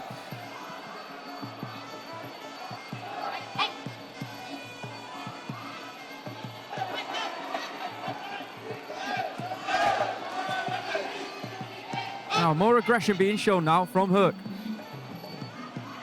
1 minute down already. Hercules. Oh, left hook there. Putting the foot on the pedal. Trying to drive Rodriguez onto the back foot. Near the corner of Hercules, pulling him on. Shot to the body once again with that right kick. Nice tip there from Hercules. He's not doing too bad here. Good kick there from Daniel. Hercules being the aggressor, making it uncomfortable. That's what he needed to do in rounds 1 and 2, really. I don't think Daniel allowed him, truth be told. Oh, big long knee there from Hercules. This is where Daniel's going to have to make a decision. Is he going to continue to fight off the back foot, or is he going to try and meet Hercules in the center of the ring and not allow him to come forward? I think at the moment, Hercules is not doing a bad job. Oh, big left kicks here from Danny Rodriguez. Catches the kick, returns, puts that inside knee block to work. But there, big right knee in return. Oh. Solid hand straight down the pipeline. Throwing off that right hand, trying to test out the guard. Inside leg kick from Rodriguez. You can hear in the corner. Yeah, I think it's really helping, I really do. I know that sounds almost ridiculous, but it's encouraging for Hercules. And he's listening to them. And he wants their praise. Backing up into the corner, looking for an elbow. Daniel, reverse, looking for his own elbow there. 25 seconds to go here in the 3rd round. Back into center ring we go. Danny Rodriguez starting to turn the pressure up. Oh, solid elbow over the guard. Is he cut? Yes, he is. Yes, he is. Nasty cut on the forehead there, just as it was going relatively well for Hercules during that round. Big shots to the body here. Oh, Hercules, there's big problems. End of the round. That is one nasty looking cut, Joe Comerford. As that swayed the round in favor of Daniel. Now, Hercules was definitely making his point. He's definitely giving the referees and judges, something to think about, but I think after that cut, after that violent and vicious elbow, it could go in the way of Rodriguez now. But much better from Hercules, but unfortunately for him, like I said, eating that elbow will not look good. He's applying the pressure, making Rodriguez work, forcing the issue. Oh, there it is. On that one, forcing Rodriguez on the back foot, but then swinging into the last 40 seconds. Rodriguez on the front foot. Then that big elbow over the top, cutting on the hairline. There it is. Oh.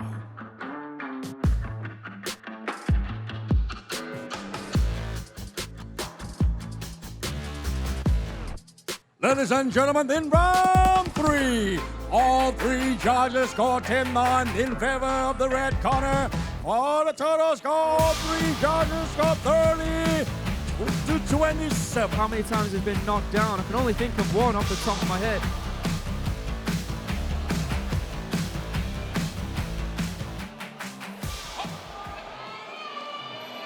All right, round 4. And Hercules survived the onslaught. He's again on the back foot. You know Daniel's going to try and remove that Vaseline as quickly as possible.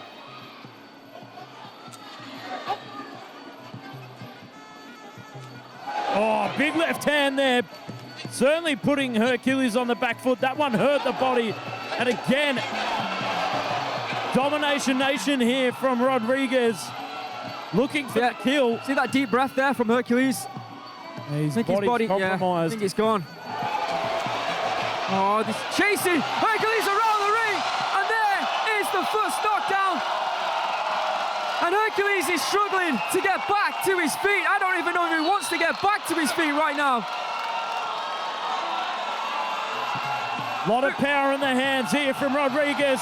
Goes to the body and takes it down once again. And that's why they call him the chosen one. The king of the super welterweight division. Standing on the ropes in triumph. Takes another scalp successfully.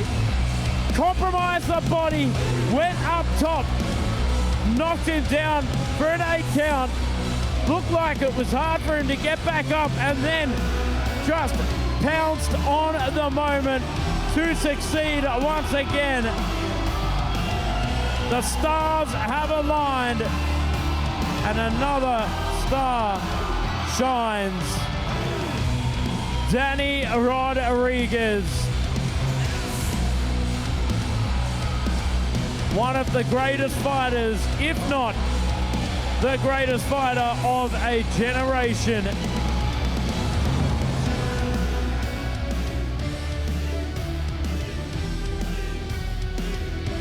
Let's have a look at this. Left hand goodness, punches in bunches. Dropped him for the first 8 count, and then just pounces on the moment to capitalize. The left hand straight through the guard, right on the sternum it seems. Oh, and it was all over from there.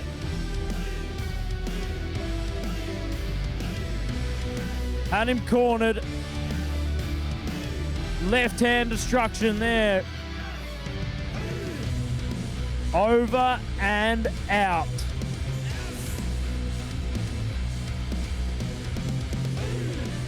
Ladies and gentlemen, for Rajadamnern Stadium World Championship Super Fight, I introduce you the president of RWS and board director of Rajadamnern Stadium, Mr. Ban Tianchai. Visit Putinan. No. And now, ladies and gentlemen, after 56 seconds in round 4, we have the winner by way of knockout. And still, Rajadamnern Stadium Super Welterweight World Champion, red corner, the chosen one, Daniel Rodriguez.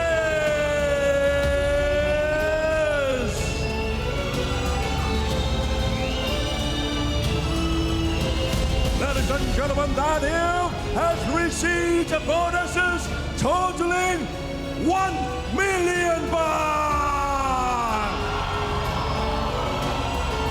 และนี่นะครับได้รางวัลโบนัสในศึกซูเปอร์ไฟท์ครั้งนี้รวมกันทั้งสิ้น1 ล้านบาท He has received a super fight winner bonus 500,000 baht plus a knockout bonus sponsored by Thai Wasadu another 500,000 baht, totaling 1 million baht.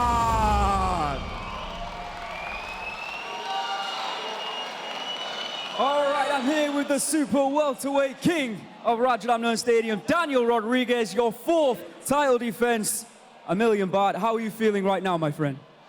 I'm feeling good. I'm feeling great. I wanted to finish it earlier. I'm sorry, but I had to figure it out first. Well, figure him out you did. I mean, he's caused issues for many fighters in the past, but not for you. Did you feel like the knockout was coming? Yes, of course. I just knew I had to catch him clean, catch him good, and that's exactly what happened. All right, well, of course, now, you're almost 4 years Rajadamnern Stadium champion. I believe that will be in June. At the end of June, there's RWS 200. If you are available and injury-free, would you be willing to come back and defend that belt on RWS 200, one of the biggest events of the year? Well, you know, it depends. Do the fans want to see me?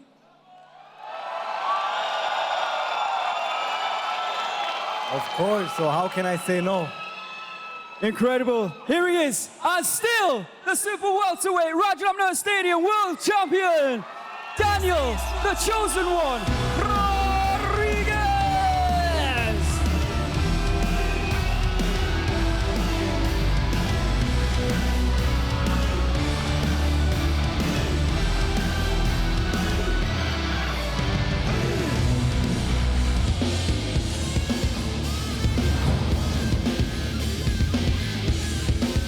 Ladies and gentlemen, introducing your Malaysian warrior, Miki Ghazali.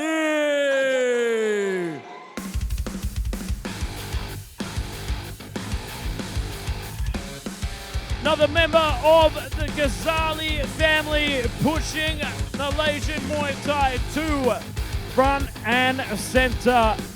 1-0 here on RWS. WBC Muay Thai amateur gold medalist returns here to RWS. Of course, his brother Elias Ghazali fought earlier on in the card. Welcome back, Miki Ghazali. And now introducing your Thai warrior, Aekmongkol.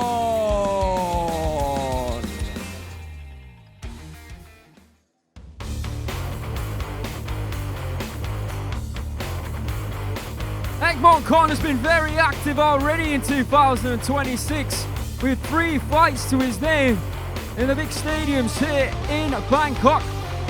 But here tonight, looking to prove that he belongs with the big boys as he makes his way into the Rajadamnern Stadium ring. This is our final bout of the evening as what has been an action-packed RWS. I hope you'd enjoyed it.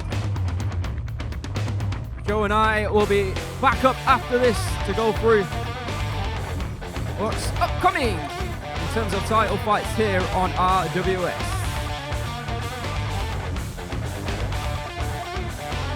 Taylor the tape time for our final bout of the evening, an international bout at 132 pounds. In the red corner, 17-year-old Miki Ghazali, brother of Elias Ghazali, who unfortunately lost via decision to Superchub in our first bout of the evening. We just saw on social media that it's his mum's birthday as well, so happy birthday to Mama Ghazali. Representing both Malaysia and the USA, he's 17 years of age, standing at 172 centimeters, weighing in at 130.6 pounds with a 170 centimeter reach. He is from Kuching in Malaysia, 34 fights, 24 victories, 10 losses. And of course, don't forget a big congratulations to all 3 best international Muay Thai fighters of 2025. Marie Rumet, Carl Tanyan and Barbara Agria winning the Thailand Privilege Card membership under the concept Friends of Muay Thai, Friends of Thailand. Of course, they received a 5-year visa worth 900,000 baht each to pursue their dreams in the art of 8 limbs right here in the Kingdom of Thailand.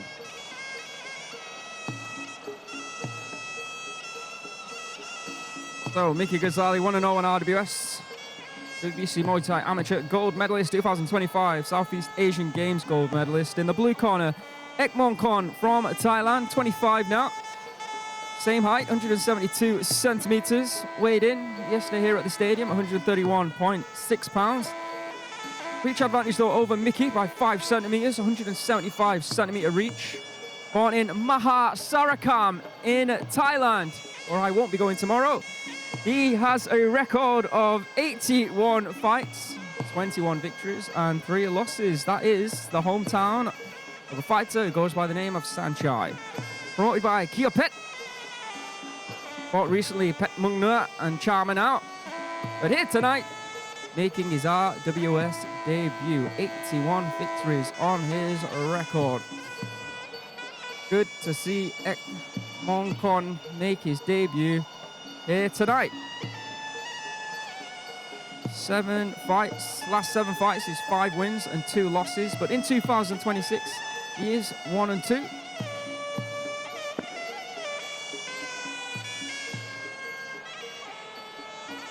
As for Ghazali, I'm sure his brother has made his way to the corner, as well as his other brother, Jojo, who's in attendance here tonight, I believe.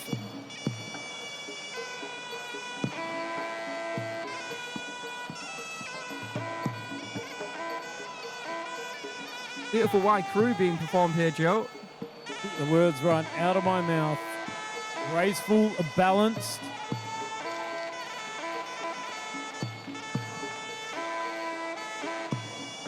Under the bright lights. I say not quite as good as Daniel Rodriguez, but I mean, if you can, you're allowed to do a long wide crew like that if you come up with the performances that he has shown us here on RWS throughout the 4 years. He answered my question. He looked like he was raring to go. It's only what, 10 weeks away, RWS 200. So any opponent choices? Have you got anyone in mind? How about Retiwada 2? That's immediately what came to my mind. What about Changelia? 2 knockouts? There's one.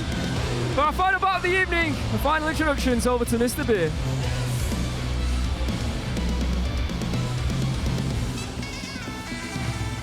Ladies and gentlemen, this is the last bout of the evening.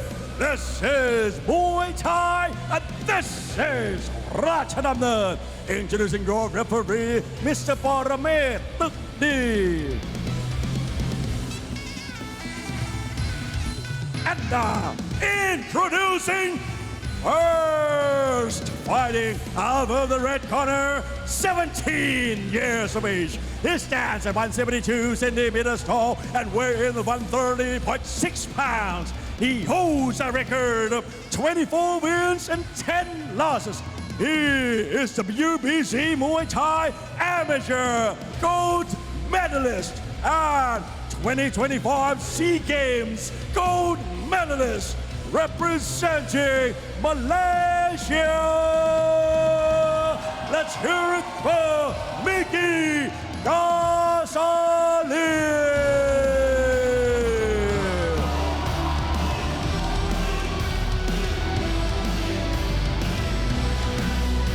And introducing his opponent, fighting out of the blue corner, 25 years of age. He stands at 172 centimeters tall and weighing 131.6 pounds. He holds a record of 81 wins, 21 losses, and 3 draws, representing Mahasarakam, Thailand. Let's hear it for Aekmongkol.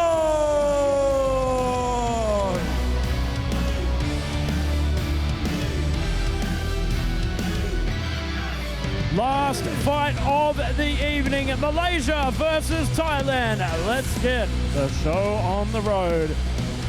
Kick it off, Alicia.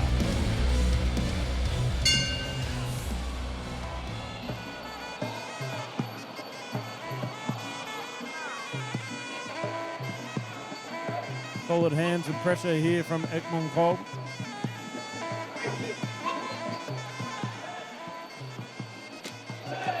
Whipping left kick there from the 17-year-old Miki Ghazali.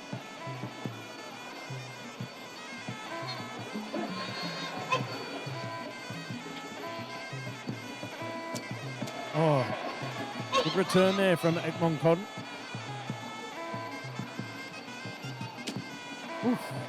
Fast. Good right kick as well there from Aekmongkol. Nice and wide in his stance as well, shifting the weight between his feet. Bit of a low blow there. Acknowledged by Aekmongkol. Looking left kick. Nicely done to the forearm there. That will sting.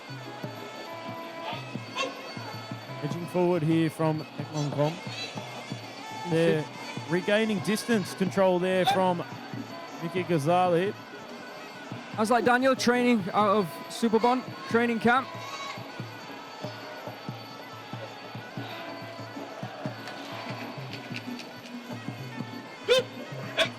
Yeah. Just about to say there was a bit of stagnation there.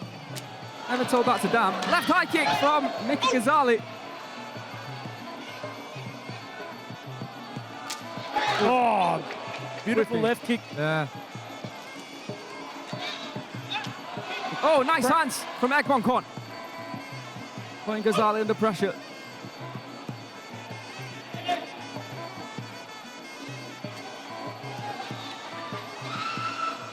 Aekmongkol on at the front foot here with 1 minute to go. Oh, attempted cheat there! Attempted flying right high kick from the tie. A lot of back foot fighting here from Miki Ghazali, circling out. Oh, good left hand there from Aekmongkol. Testing out the clinch now. Aekmongkol looking very strong.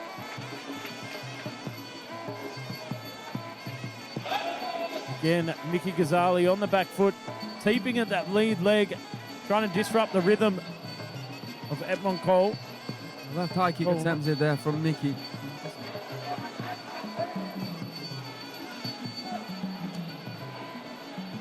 Wondering if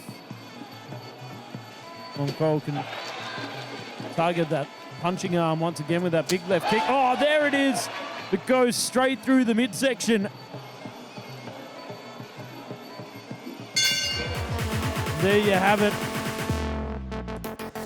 I felt a solid round from Aekmongkol. Good selection of weapons. That left kick going to work. That left hand, which we saw slip through the guard. Constant, continuous pressure there from the Thai fighter. Pushing the young Malaysian Miki Ghazali on the back foot. Go and have a look at these replays. Yeah, targets that leg. Oh. Looking good early on for Miki Ghazali, but felt that Aekmongkol found his rhythm, his groove. Just continuously press forward. Just picking the nose there with the toes. I thought you were talking about me. All right, over to the judges. Ladies and gentlemen, in round 1, all 3 judges. Score 9-10 in favor of the blue corner. Here we are coming into the second round of action.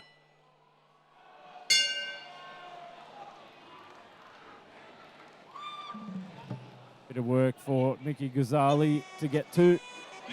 Aekmongkol straight out of the gates, pressing forward. Oh, swing and a miss, but catches that kick. Goes for a barrage of right hands. Throws Aekmongkol to the canvas. Wow. A lot of aggression there from Miki Ghazali, but again on the back foot. Yeah, nice right kick to the body there from Aekmongkol. Slips that right kick through, doubling it up. And again, targeting that leg there from Aekmongkol. Miki Ghazali tries to circle out, utilizing that teep to gain some distance control. Reaching with that right hand, Miki. And Aekmongkol continue just to use that foot like a jab. Aekmongkol not afraid to stand toe-to-toe and trade here, especially with that left kick. Ooh. Oh, big kick upstairs there from Miki Ghazali as he locks him up. Get a little bit of time and regain control back on the outside. Targeting the body there. Oh, good hands there. Beautiful from Miki. Better round here from Miki Ghazali so far. Oh, nice release of that right hand. Loaded it up. They're starting to really frustrate Aekmongkol. I can't seem to find him. Seem to locate him. Well, Miki Ghazali with that right hand could certainly locate the head there of Aekmongkol. Oh, beautiful from Miki. This is a great round so far from the 17-year-old. Sitting on the back foot. Jabbing out. Oh, nice left kick there from Aekmongkol. Big left kick straight through the midsection. Side kick. Again, trying to fire in that right hand.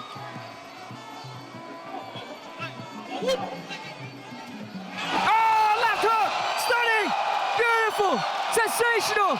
It's over! Miki Ghazali! Timing! That was sensational! A wonderful left hand that completely bamboozled Aekmongkol. Well, I'll tell you what, that took me by surprise. Not only Aekmongkol, but wow. That left hook came out of nowhere. Beautifully timed there from the young phenom. You know, Aekmongkol is probably just asking the doctor what happened. It happened so fast. He's got speed. That's Miki the Flash Ghazali, and we saw it right there. A bolt from the blue. The reason I say blue is this is, of course, the hottest night of the year. Blue Flames of April Inferno. And a bolt from the blue from Miki Ghazali right there. He set the trap. Aekmongkol entered and he went to sleep. With a flick of a switch, the left hook, oh, right on the chin too.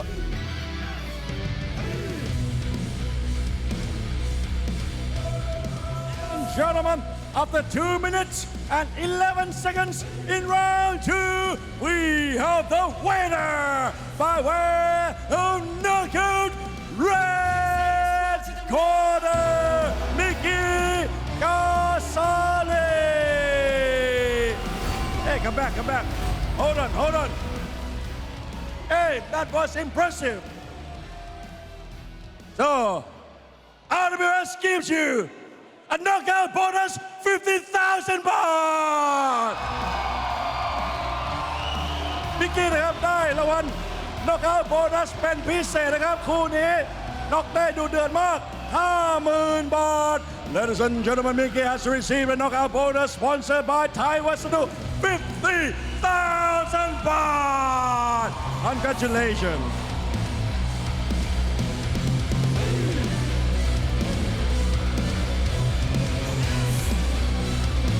That was an absolutely fitting way to wrap up what was a sensational night of action in the third installment of April Inferno. But there's more to come on the final episode of April Inferno that's taking place next week. Of course, coming up next week, the Rajadamnern Stadium Middleweight World Championship. Petchsila will defend his title against Salim Khan. Let's have a look at the rankings here at Rajadamnern Stadium for the middleweight division, 160 pounds. In at number 5, we've got the former Rajadamnern Stadium champion from Brazil, Emerson Bento. In at number 4, the veteran, who, if you remember, was very emotional when he made his way to the ring to try and become the Rajadamnern Stadium champion, Kong Jack. In at number 3 is the man who gets the nod next week, Salim Khan Ibragimov. In at number 2, we've got Ruslan Nagiev from Azerbaijan. Number 1, another Brazilian, Victor Hugo. But of course, there can only be one champion here at Rajadamnern Stadium.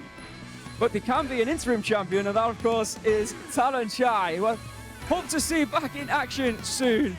But there is your champion, 160-pound king of Rajadamnern Stadium, and indeed the world.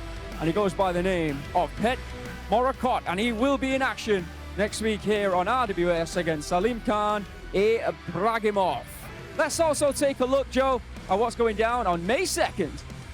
Saturday, the 2nd of May, Marie Rumette will defend her female flyweight world championship title against Jiddy, who is number 5 in the rankings. What a great night of action. We're so happy that you could join us. We'll see you next week. And remember one thing, this is Muay Thai, and this is Rajadamnern!